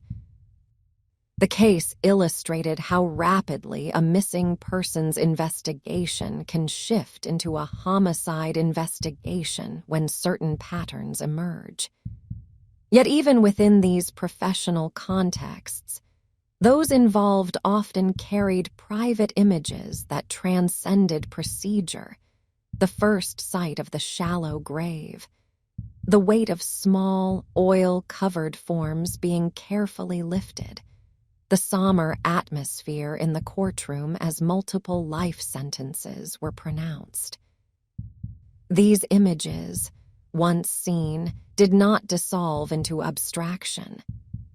In the broader culture, the narrative intersected with other ongoing discussions about gender, relationships, and the pressures of contemporary family life.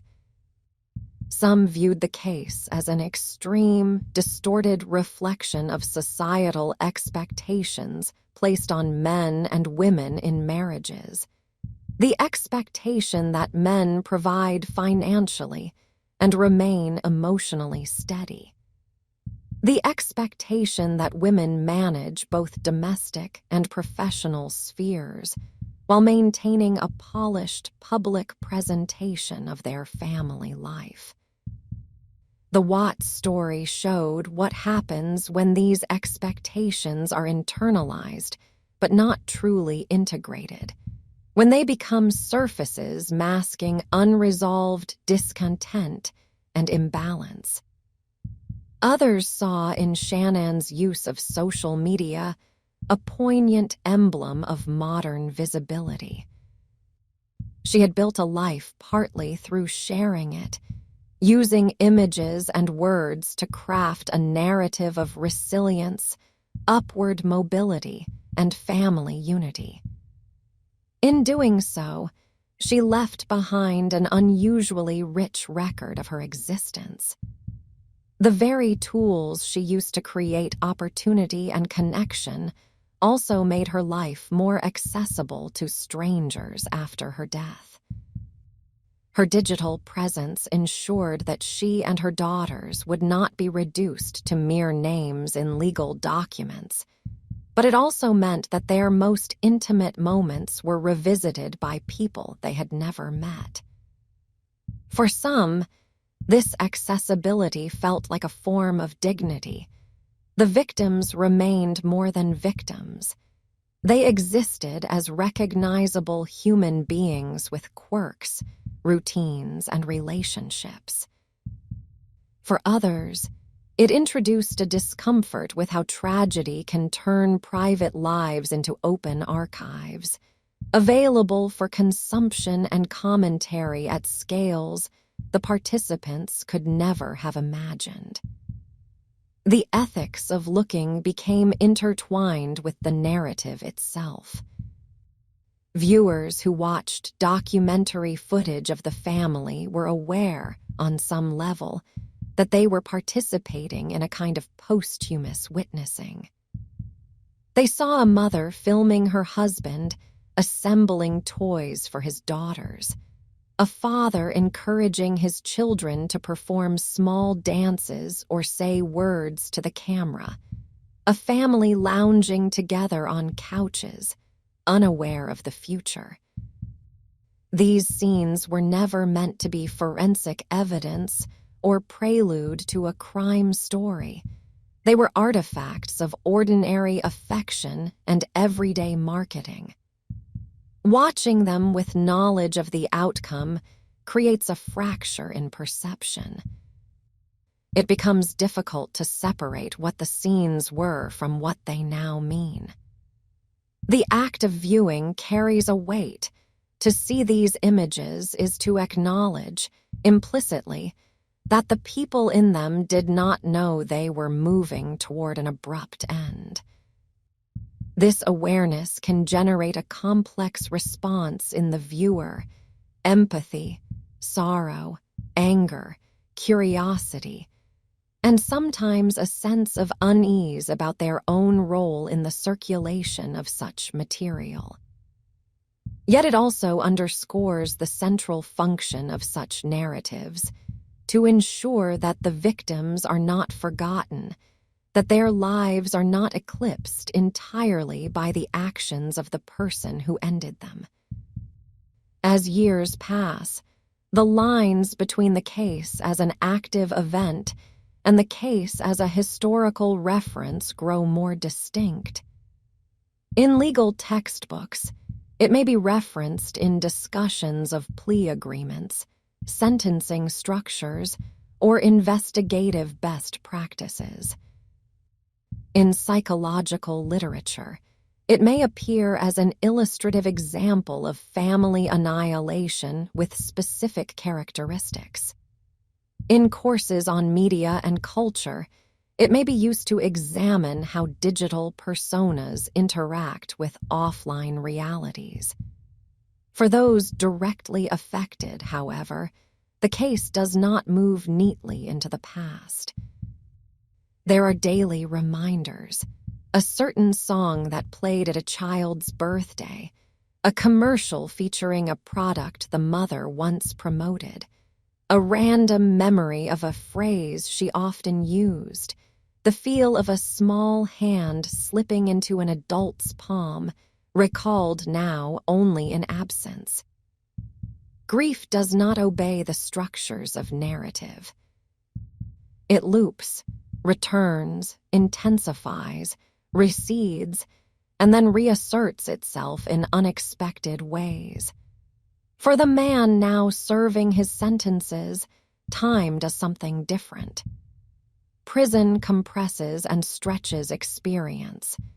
Days can feel endless in their repetition, yet years can pass with an eerie speed when measured against the static nature of one's circumstances. His environment is stripped of many of the sensory cues that once defined his life: the particular smell of his children's hair, the texture of the couch in the living room, the sound of the garage door opening at the end of a workday, the sight of his house from the street as he drove toward it. In their place are new constants: institutional fabrics, metal bunks, institutional food, the regulated noises of doors and announcements. He remains biologically alive, but his life's narrative has been forcibly narrowed to a single dimension, that of a man who once committed an act so devastating that all subsequent actions are viewed through its lens.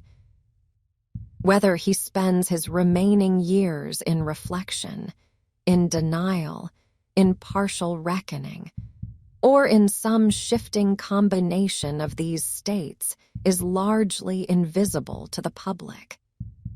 His internal landscape is now inaccessible in the way that his family's internal world once was. The roles have inverted. The man who once hid violence behind an appearance of normalcy is now himself hidden behind walls that prevent any new harm, but also shield his day-to-day existence from view.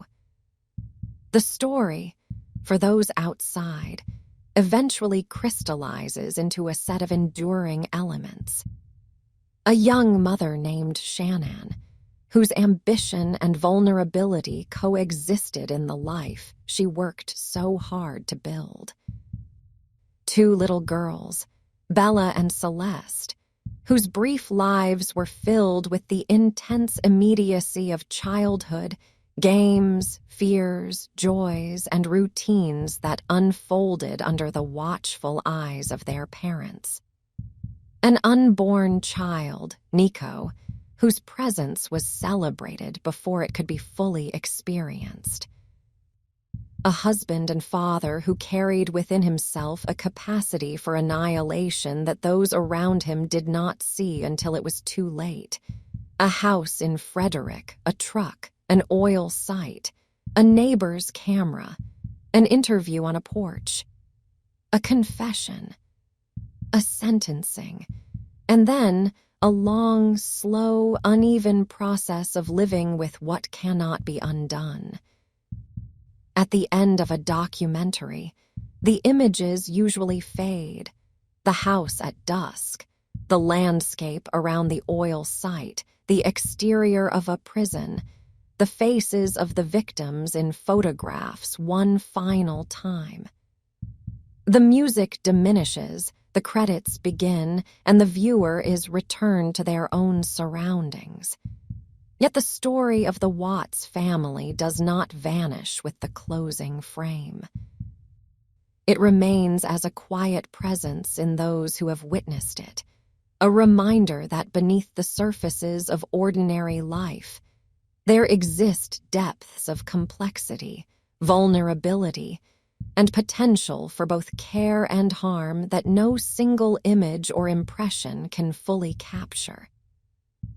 Somewhere tonight, in a town not unlike Frederick, a porch light will snap on in the early hours as a parent returns from a trip. A car will pull into a driveway. A front door will open and close. Inside, children will sleep on unaware. In most of these houses, the scene will be exactly what it appears to be, a homecoming in the midst of an ongoing, imperfect, yet fundamentally intact family life. The knowledge of this case does not negate those ordinary safeties, but it does ask the viewer to hold them with a more sober awareness. To recognize that the trust coursing through a home is not a given. It is a set of choices, renewed again and again by those who live there. And so, the narrative of this crime settles not into neat resolution, but into a lasting, somber reminder that the most haunting stories are not those that unfold in remote, unfamiliar places, but those that take place in houses and neighborhoods that could, at a glance, be our own. In the long timeline that stretches on after a crime like this, the most persistent presence is not the spectacle of the event itself, but the echo it leaves in ordinary perception. An image from a news report, seen only once, can reappear unexpectedly in the mind years later. A still frame of that house in Frederick, with its pale siding and modest porch, sometimes surfaces for those who watched the story closely whenever they encounter a similar structure in another town. The architecture is unremarkable. What clings to it is the memory of what once unfolded behind a door that looked almost exactly like this one.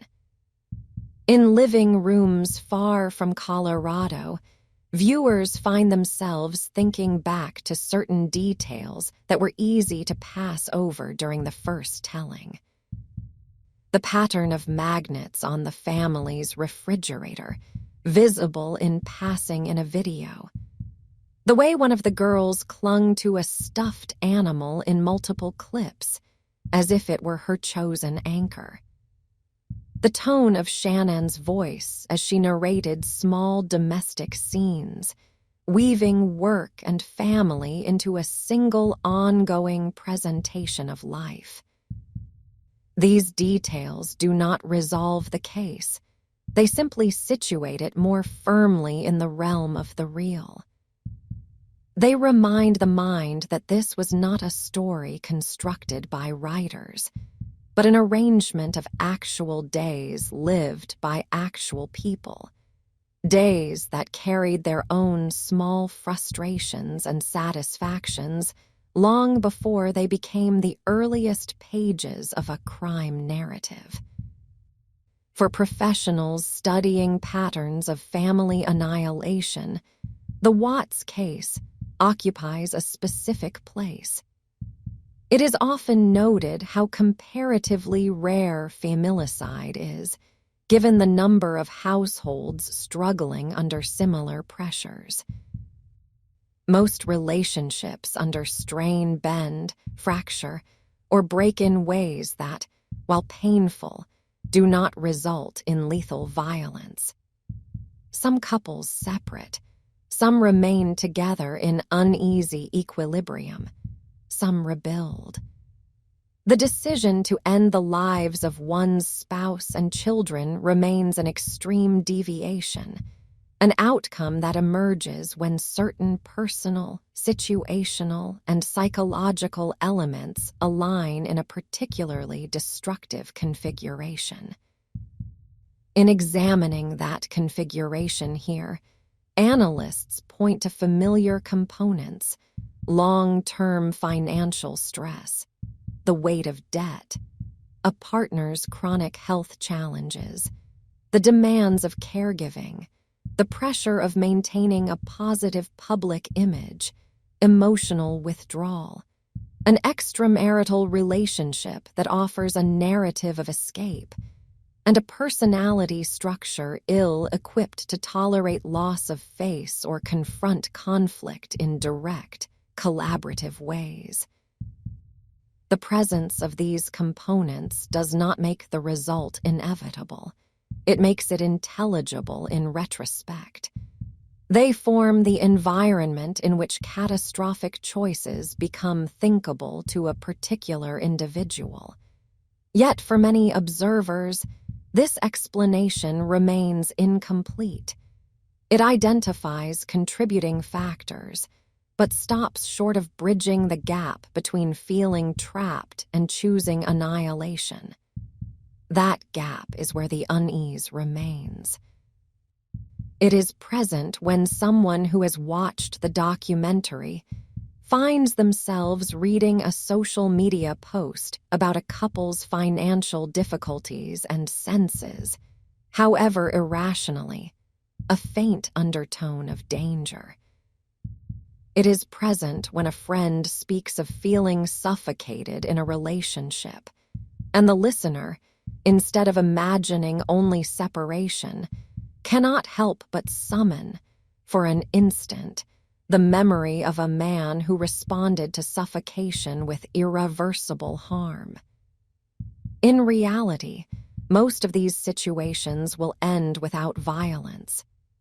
The mind knows this, but having seen one extreme case, it cannot entirely dismiss the existence of that possibility.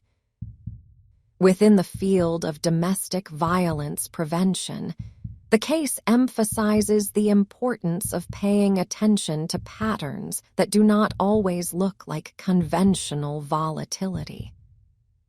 Many interventions are designed around situations where there is visible aggression, shouting, physical intimidation, clear threats. In the Watts household, the outward presentation was largely composed of quietness and apparent cooperation. He did not fit the stereotype of a volatile abuser. Yet underneath, there was control exerted through passivity, through withdrawal, through withholding of truthful communication about his intentions and actions. This reinforces a difficult lesson: that danger cannot always be read from volume or obvious rage. Sometimes it hides in avoidance, in a person's refusal to engage with the reality of their commitments, in the private construction of futures that exclude the people around them without ever being articulated. For those designing systems of support, This raises questions about how to identify and address situations where one partner simply will not speak honestly about their discontent or plans, even as major decisions are being made that affect the entire household. It suggests that emotional absence, persistent secrecy about finances or schedules, and a pattern of presenting different faces to different people can be as significant as overt hostility. In Frederick itself, the passage of time has done what it always does, layered new events over old ones.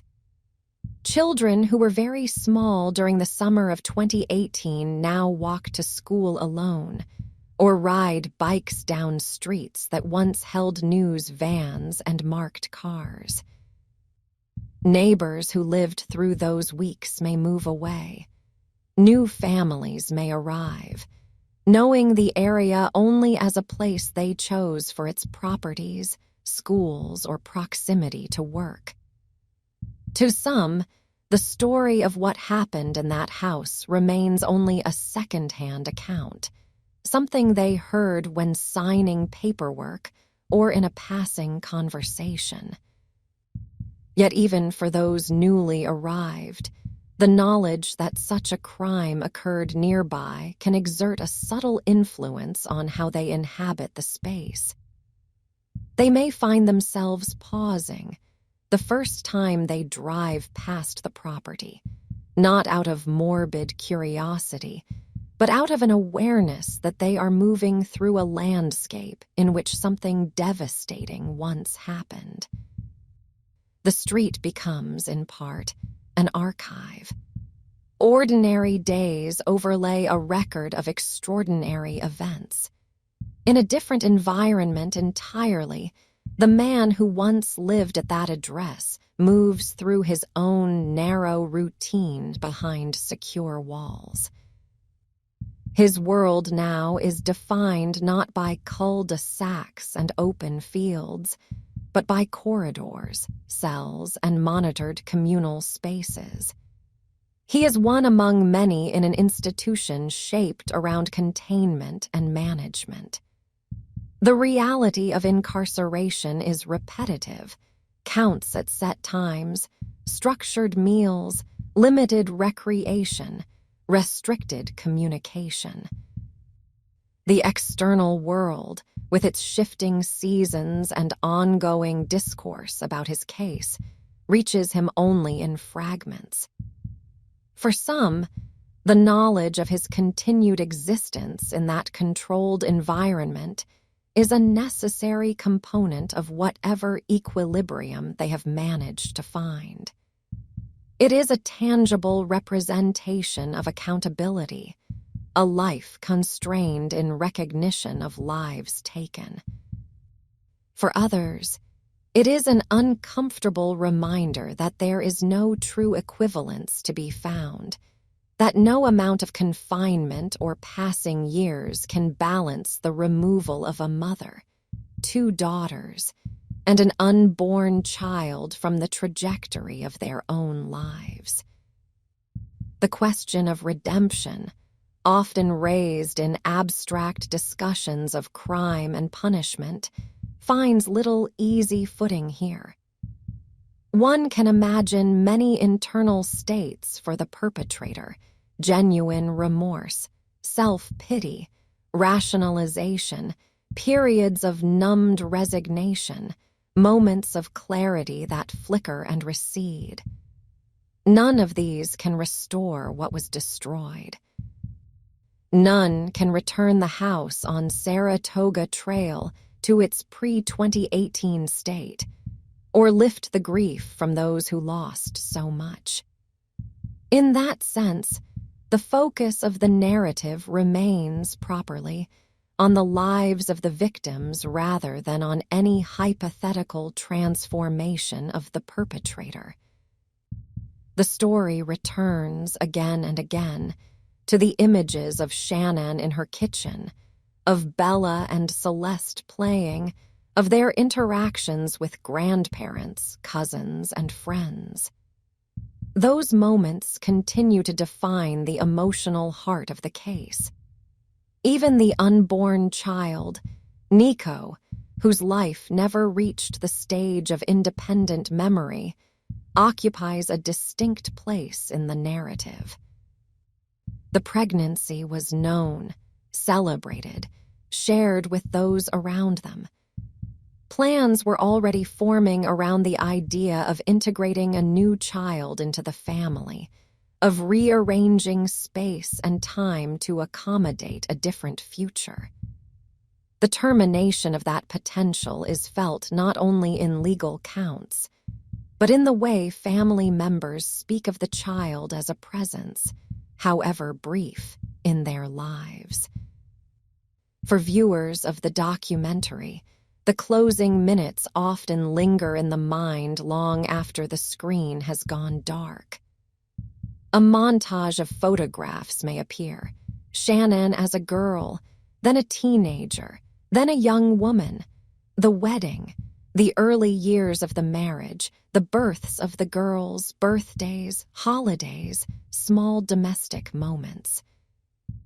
These images are often accompanied by subdued music, a tonal signal that the narrative has shifted fully from analysis to remembrance. The effect is to pull the focus away from the mechanics of the crime and the details of the investigation and return it to what preceded and outlasts both. The fact that 4 lives, each with their own web of connections and meanings, were cut short, and that their absence continues to shape the lives of many others. When the credits begin, some viewers turn off the screen immediately, unable or unwilling to sit through the list of names. Others watch all the way through, feeling that the credits belong to the same act of witnessing as the story itself.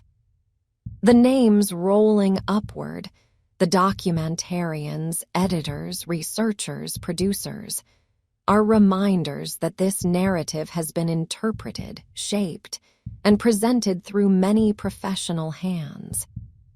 Afterward, people stand up, stretch, move through their homes. They might go to check on a sleeping child or send a message to someone they care about. The story they have just watched may recede to the background within an hour, or it may linger for days, surfacing in spare moments, in the way they look at a partner over breakfast, in how they register the sight of a neighbor's house in the evening, lit from within. In the lives of those most affected, the story never recedes in the same way. The family in North Carolina continues to mark birthdays and anniversaries that come without the people they once celebrated. Photographs of Shannon and the girls hold their place on walls or mantels, sometimes joined by candles or small mementos on certain dates. Conversations about them shift over time, from the raw recounting of the crime itself to quieter recollections of specific moments. A laugh, a mispronounced word, a particular look in the eyes of a child when she discovered something new. The house in Frederick, whether occupied, renovated, or left standing with minimal alteration, remains a fixed point on a map. Its coordinates do not change. It is, in one sense, just another structure built to a common floor plan in a region full of similar homes. In another sense, it is a place where the distance between perceived safety and actual vulnerability once collapsed completely. From a distance, this case becomes a kind of lens through which some observers view their own surroundings. It does not demand paranoia or cynicism, but it does challenge unexamined assumptions. It suggests that attentive care in relationships, honest communication about dissatisfaction and fear, and a willingness to endure the discomfort of change are not merely emotional luxuries. They are forms of protection against the impulse to seek catastrophic shortcuts. In the end, the Watts story is less a tale of sudden madness than of cumulative avoidance, of a man who systematically refused to confront his reality in the open until the only solutions he allowed himself were drastic and destructive. It reveals, with unnerving clarity, how danger can grow not only in shouting matches and visible volatility, but in the quiet spaces where crucial truths are never spoken. The viewer, stepping back from the narrative, carries forward a heightened sense of how fragile the structures of ordinary life can be, and how much depends, day after day, on the choices people make in the privacy of their own thoughts and the honesty of their interactions with those who trust them most.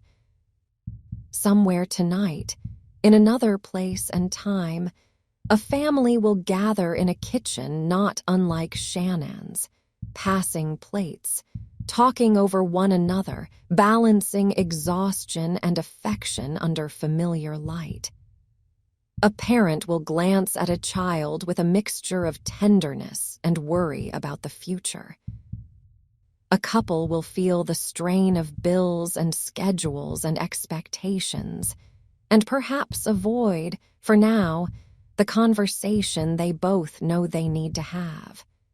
Most of those homes will navigate their difficulties without disaster. They will bend and sometimes break, but they will not shatter as this one did. The Watts case does not predict their outcomes. It only stands, in the background of the collective mind, as a somber reminder of what can happen when a person charged with protecting a family instead becomes the hidden source of its destruction. And of the enduring shadows such an act casts across the lives, streets, and quiet rooms left behind. In the months that followed the sentencing, the story drifted into a phase that rarely receives headlines, but defines the true aftermath of such crimes, life lived under the long shadow of loss. For the wife's parents, waking each morning became a renewed confrontation with absence. Ordinary objects in their home turned into anchors of memory. A framed photograph on a mantelpiece no longer represented just a happy moment. It became evidence of a whole world that had been destroyed. A chair at the kitchen table where their daughter once sat, a particular mug she once used, the sound of a ringtone that used to signal her calls. All of these small, seemingly mundane details acquired an almost unbearable clarity. There is a difference between losing a loved one to illness or accident and losing them in an act of deliberate violence. In the former, grief is immense, but the universe can still be perceived as indifferent rather than malevolent. In the latter, grief entwines itself with moral shock, the knowledge that a person, not fate or disease, intentionally imposed the loss. In this case, the perpetrator was not a stranger, but someone they had welcomed into their family, someone who had stood beside their daughter at the altar, someone who had once been entrusted with the care of the grandchildren they adored. That betrayal deepened the rupture in ways that language cannot fully capture. Memories of earlier years became unstable terrain. Recollections of family gatherings that had included him could no longer be approached without a conflicting mixture of gratitude and revulsion. Gratitude that those moments with their daughter and grandchildren existed at all. Revulsion that the man present in those scenes would one day be the architect of their deaths. Photographs taken in those years, especially those showing him holding a child or standing next to their daughter, became emotionally charged in both directions. Some artifacts would eventually be put away, not out of a desire to erase history, but out of a need to protect the mind from constant re-exposure. Others would remain in sight, because removing them felt like a second loss. The extended family also found themselves living with a kind of dual existence, a private one, where grief unfolded in its raw, unfiltered form, and a public one, where the story of their daughter and granddaughters had become part of a wider cultural narrative consumed by strangers. Messages arrived from around the world, expressions of sympathy, condemnations of the perpetrator, reflections from people who had seen their own relationships differently in light of the case. These communications could be deeply consoling or deeply overwhelming, sometimes both at once. The realization that millions of people now knew their loved ones' names and faces added a surreal dimension to the mourning process. At the same time, the family had limited control over how the story was told. Documentaries were developed.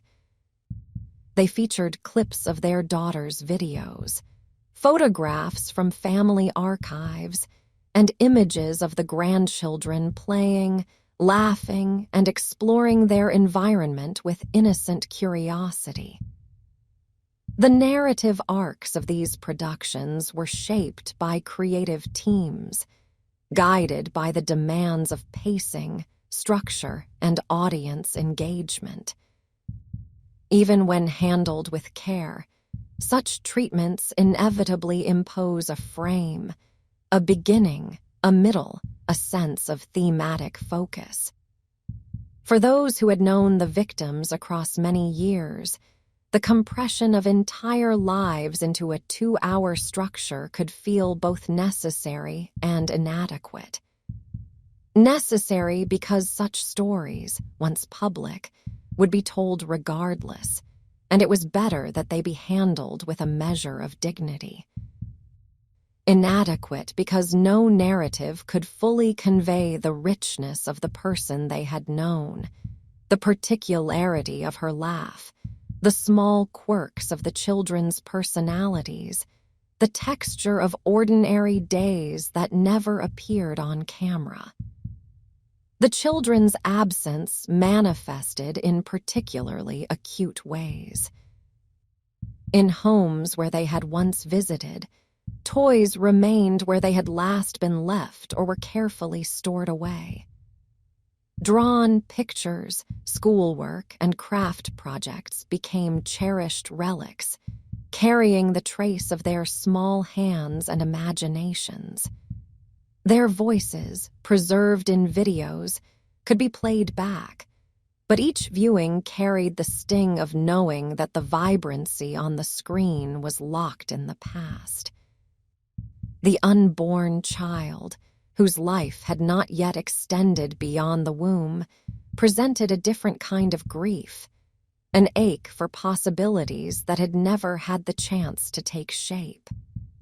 The name chosen for that child lingered in the minds of family members as an unfulfilled introduction. In Colorado, the physical journey of the house itself continued.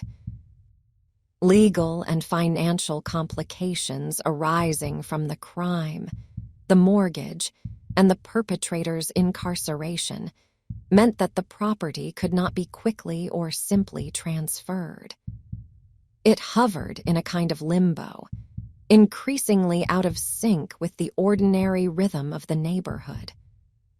While other houses cycled through holiday decorations, children's bikes, and the normal turnover of occupants, this one stood as a stubborn reminder of the event that had unfolded within.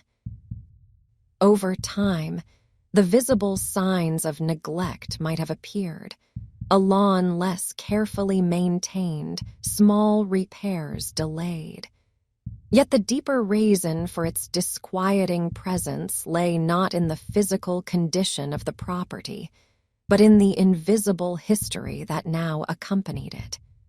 Some residents of the community developed informal rituals around the house. A glance, unspoken when driving past. A momentary slowing of pace while walking a dog. A brief recall of the shock of those August days whenever the address was referenced. The house, once just one of many in a new development, had become a landmark of a different kind. Meanwhile, in professional circles, the case continued to be parsed. Training sessions for law enforcement sometimes used it as a case study. The neighbor's security footage, the early interview on the porch, the timeline of the investigation, all offered material to illustrate how inconsistent behavior, digital evidence, and careful questioning can converge to reveal the truth behind a domestic disappearance. Mental health professionals who worked with families in crisis drew on the case as an extreme, cautionary reference when discussing the importance of communication, the danger of isolation, and the need for early intervention when a partner displays signs of detachment, secrecy, or an escalating sense of despair about their life circumstances. Yet in these settings, it was often emphasized that while there are patterns to such cases, they are not predictive for any one individual. The vast majority of marriages marked by financial strain, infidelity, or emotional withdrawal do not end in violence, let alone mass homicide. The Watts case was used less as a template for expectation than as a reminder of what can happen when multiple risk factors combine with a person's inability or unwillingness to pursue non-destructive options. Within the prison, the man who had once moved freely through the halls and rooms of his suburban home confronted a different architecture. Metal doors replaced wooden ones. The view from his window, if he had one, offered not a cul-de-sac and changing seasons, but secure perimeters and narrow strips of sky. His relationships, once defined by family roles, husband, father, son-in-law, were now defined by institutional ones: inmate, number, case file. The routines of incarceration, repetitive and stripped of many choices, stood in stark contrast to the decisive, irrevocable choices he had made in August 2018. Where once he had been able to shape his environment, to sell the idea of a happy home online, to structure his days around work, gym visits, and secret communications, he now lived according to schedules created by others, under constant surveillance. This reversal did not bring back the dead, nor did it offer proportional suffering that could be measured against the suffering he had inflicted. The criminal justice system can remove liberty, impose conditions, and enforce separation, but it cannot rebalance the moral scales in a way that satisfies the human longing for symmetry. Visitors to the prison, when there were any, passed through layers of security before entering designated areas for monitored contact. Conversations that might occur there were contained in time and space, restricted by rules that governed what could be said, what could be brought, how long the encounter could last.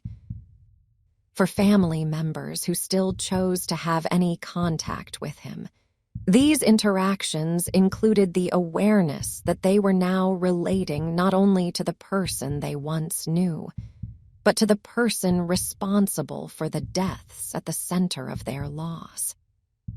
The internal world of such an inmate is difficult to fully apprehend from the outside. He lived with the knowledge of what he had done, the memory of his family, the consequences reverberating through multiple lives, and the reality that his own future would never extend beyond the prison's boundaries.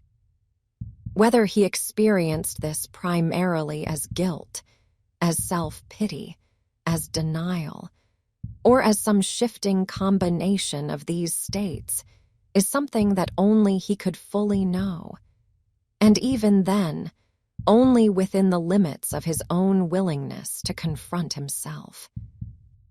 Occasional reports and interviews suggested layers of rationalization and partial acknowledgement, hints of remorse mixed with lingering attempts to frame his actions within narratives that lessened their starkness. These glimpses did not resolve the fundamental question, whether any internal state he now experienced could be considered commensurate with the harm he had caused. For the wider public, engagement with the case gradually settled into patterns. Some people encountered it once, were deeply moved or disturbed, and then did not seek further information. Others returned to it periodically, watching new documentaries, reading new analyses, tracking minor developments in the perpetrator's prison life or in the handling of the house. In online spaces, discussions periodically reignited when someone new discovered the story and reacted with the shock that earlier audiences had already cycled through. These waves of attention meant that, at almost any moment, somewhere, someone was learning the names and faces of the victims for the first time. The family's story, though anchored in a specific period, continued to reproduce itself in the minds of new viewers and readers, expanding the circle of those carrying the memory forward. The youngest members of the extended family, those who had been small children at the time of the murders or born afterward, grew up in a world where the story was part of the family's background. To them, the aunt and cousins they never met might be known primarily through photographs, videos, and the emotional climate that surrounded certain dates and conversations. As they became old enough to understand, they would eventually learn the outlines of what had happened. That knowledge, absorbed slowly, would further extend the reach of the case, not in public forums, but in private consciousness. In this way, the consequences of the crime stretched forward in time through the lives of people who had not yet been born, when the first police car pulled up to the house on Saratoga Trail. Viewed from a distance, the story appears to have a clear arc, an apparently ordinary family, a hidden crisis, a night of violence, an investigation, a confession, a sentence, an aftermath. Yet when one looks more closely, the lines blur. The before was not as simple as it seemed. The after is not bounded by the conclusion of any documentary or the closing of any case file. The enduring disquiet of the Watts case lies in this refusal to stay neatly contained. In time, the story of this family settled into the deeper layers of collective memory, where it no longer dominated headlines, but remained available, ready to surface whenever a new retelling or personal association called it back into focus. There is a particular way in which certain crimes become reference points in the cultural landscape, not simply because of their brutality, but because of how sharply they contrast with their surroundings. This case belongs to that category. It unfolded not in a setting marked by obvious danger, but in a tract of freshly built homes, in a region marketed on stability and promise. The violence did not arrive from outside. It rose from within. As years passed, the footage that had once been urgent evidence took on the character of archival material. The neighbor's surveillance clip, the porch interview, the walk-through of the house, the body cam recordings from the first day inside the property, all of these were replayed, re-edited, slowed, and reframed in successive documentaries and analyses. With each new iteration, the same images were asked to bear different interpretive loads. For some, the repeated viewing brought diminishing returns. The shock dulled. The details became familiar. The narrative arc felt almost predetermined. For others, the familiarity deepened their sense of connection to the victims. They began to recognize the cadence of Shannon's voice, the subtle differences in the girl's expressions, the specific rooms in the house as if they had visited them. What had begun as a distant story on a screen became, in their minds, almost a remembered visit to a place and a family that no longer existed. This phenomenon, the gradual internalization of strangers as quasi-familiar figures, is one of the more subtle effects of the true crime genre. It creates a form of one-sided intimacy. Viewers know a great deal about the victims and the perpetrator, what their voices sounded like, how they moved, how they decorated their home. But the reverse is not possible.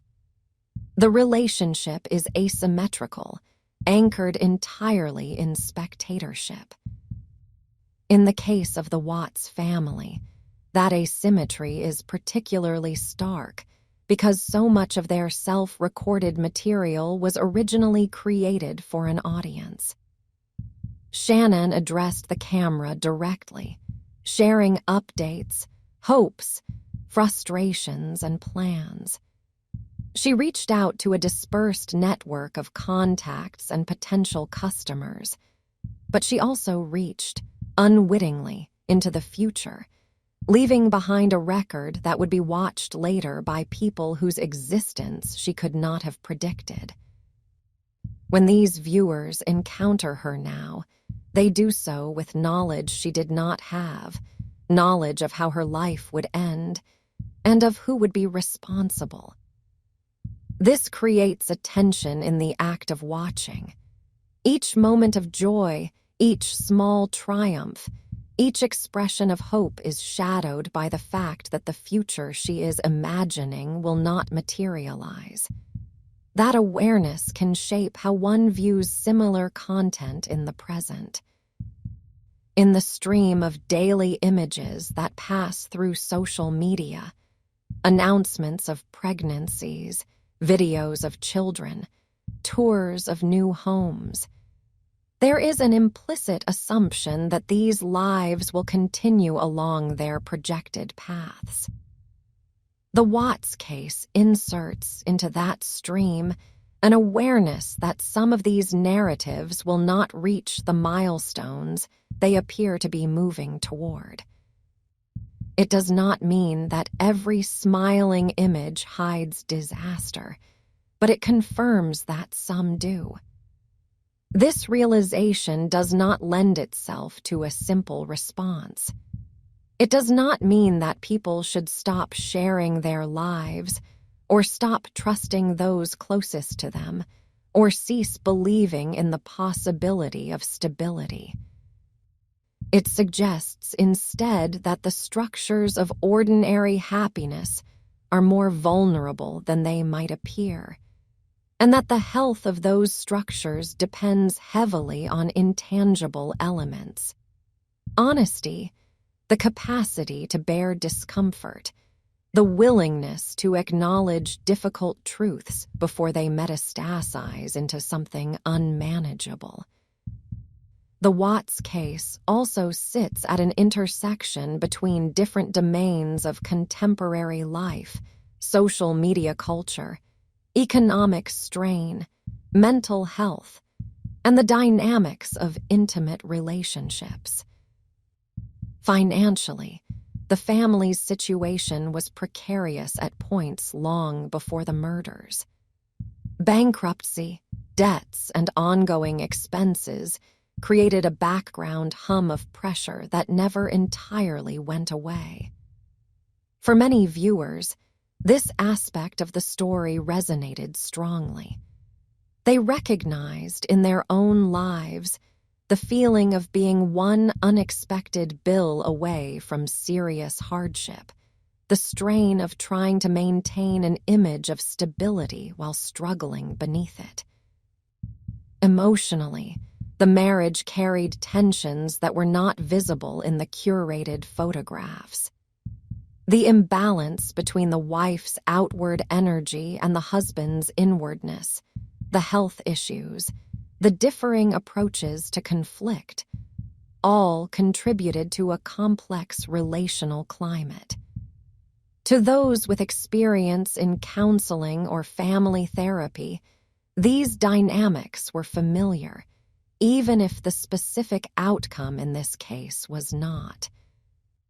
Viewed through the lens of mental health, the case highlights the danger of unchecked internal narratives. The husband's private story about his life, its constraints, his resentments, his fantasies of freedom grew in isolation. It did not encounter the moderating influence of genuine dialogue until it had hardened into something lethal. Even then, when confronted with the possibility of separation, he did not choose to reorder his life in the open. He chose to erase the configuration that bound him at extraordinary cost. Economic, relational, and psychological pressures intersected here not as excuses, but as context, the environment in which catastrophic decisions became thinkable to an individual who could not or would not confront them in any other way. In the years after the crime, some of those who studied the case professionally began to use it not only as an example of investigative success, but as a starting point for discussions about earlier points of possible intervention. What might have changed if there had been sustained, effective marital counseling years before the murders? What if there had been honest, unvarnished conversations about debt and spending that resulted in a downsizing of lifestyle rather than an increase in tension? What if the husband had been able to articulate his desire to leave before entering into an affair, or had been willing to accept the losses that would accompany separation rather than seeking to preserve a cleansed image of himself at all costs? These questions do not yield certainties. They do not offer a definitive roadmap for preventing similar crimes. But they underline a theme that emerges again and again, that the earlier people are able to speak truthfully about their discontent, the more options exist that do not involve destruction. For those watching from a distance, this can translate into a more attentive stance within their own relationships and communities.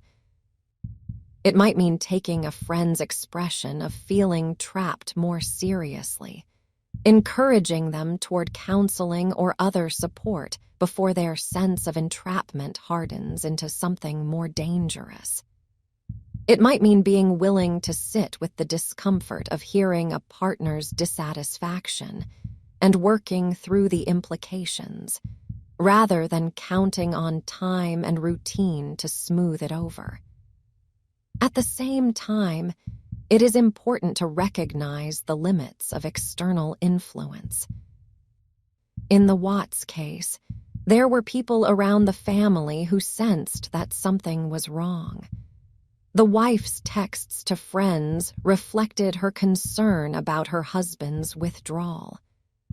Family members noticed the tension. Yet even with these perceptions, no one outside the marriage could fully see the depth of his internal rupture or anticipate the specific form it would take. This underscores a sobering reality that while social networks and communities can offer support, they cannot ultimately determine another person's choices. There is a point beyond which responsibility is irreducibly individual. The narrative returns, again and again, to that individual decision. A man in a house, in the quiet hours before dawn, choosing between leaving and annihilating, between facing the consequences of his dissatisfaction in the open and burying his family in the ground and in oil tanks. That choice is the dark center around which the entire story turns.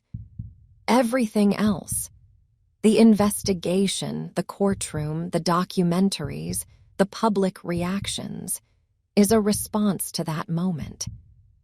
In the present, far removed from that house and that morning, people continue to construct and inhabit their own domestic worlds.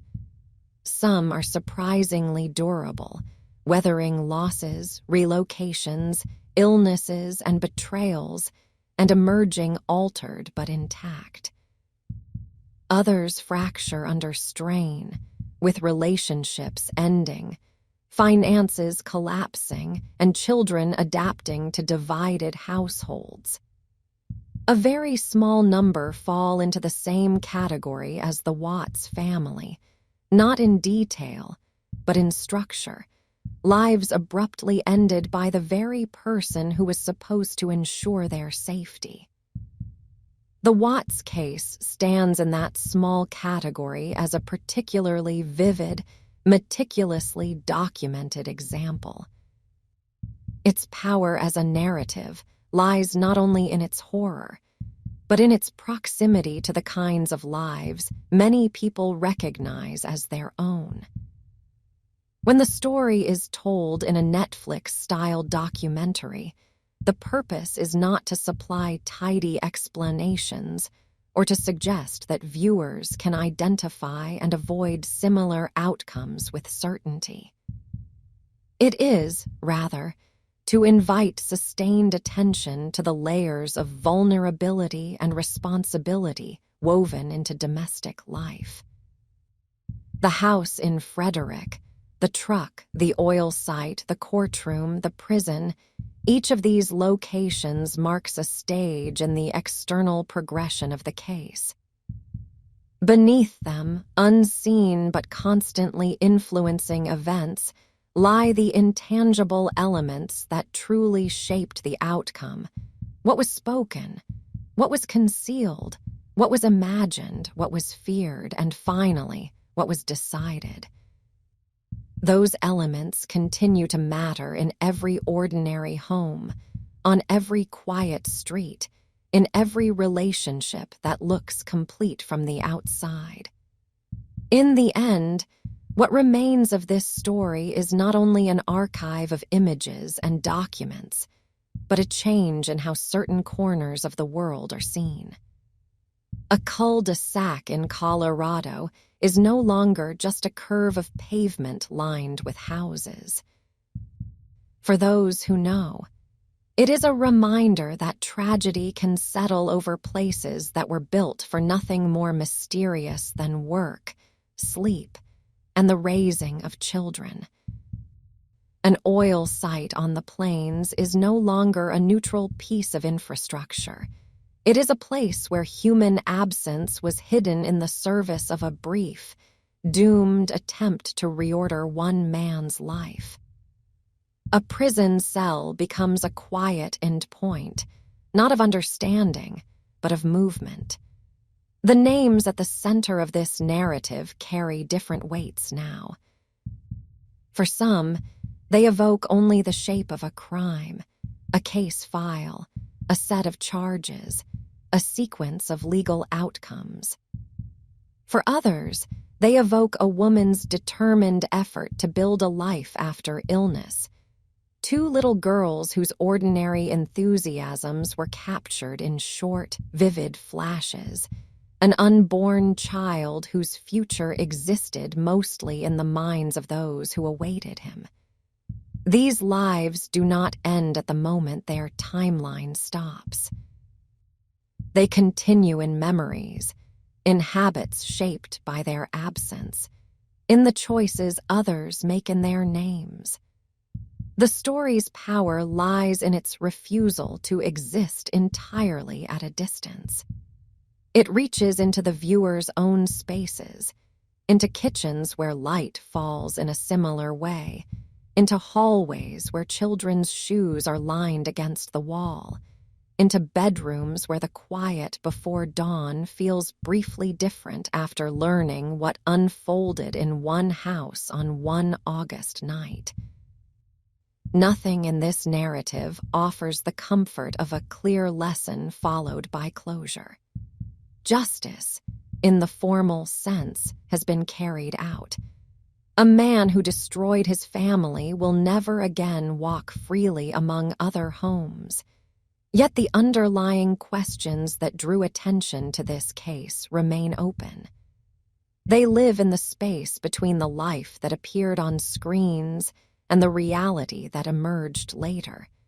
Between the options most people choose when they feel trapped and the one he chose instead. Somewhere now, there is another row of nearly identical houses under a wide sky. Inside them, people are moving through their own complicated days, balancing work, debt, illness, ambition, fatigue, and love. Most will navigate these pressures imperfectly but without catastrophe, choosing conversation over concealment, endurance over erasure. The story of Chris Watts and his family endures as a muted presence beside those lives.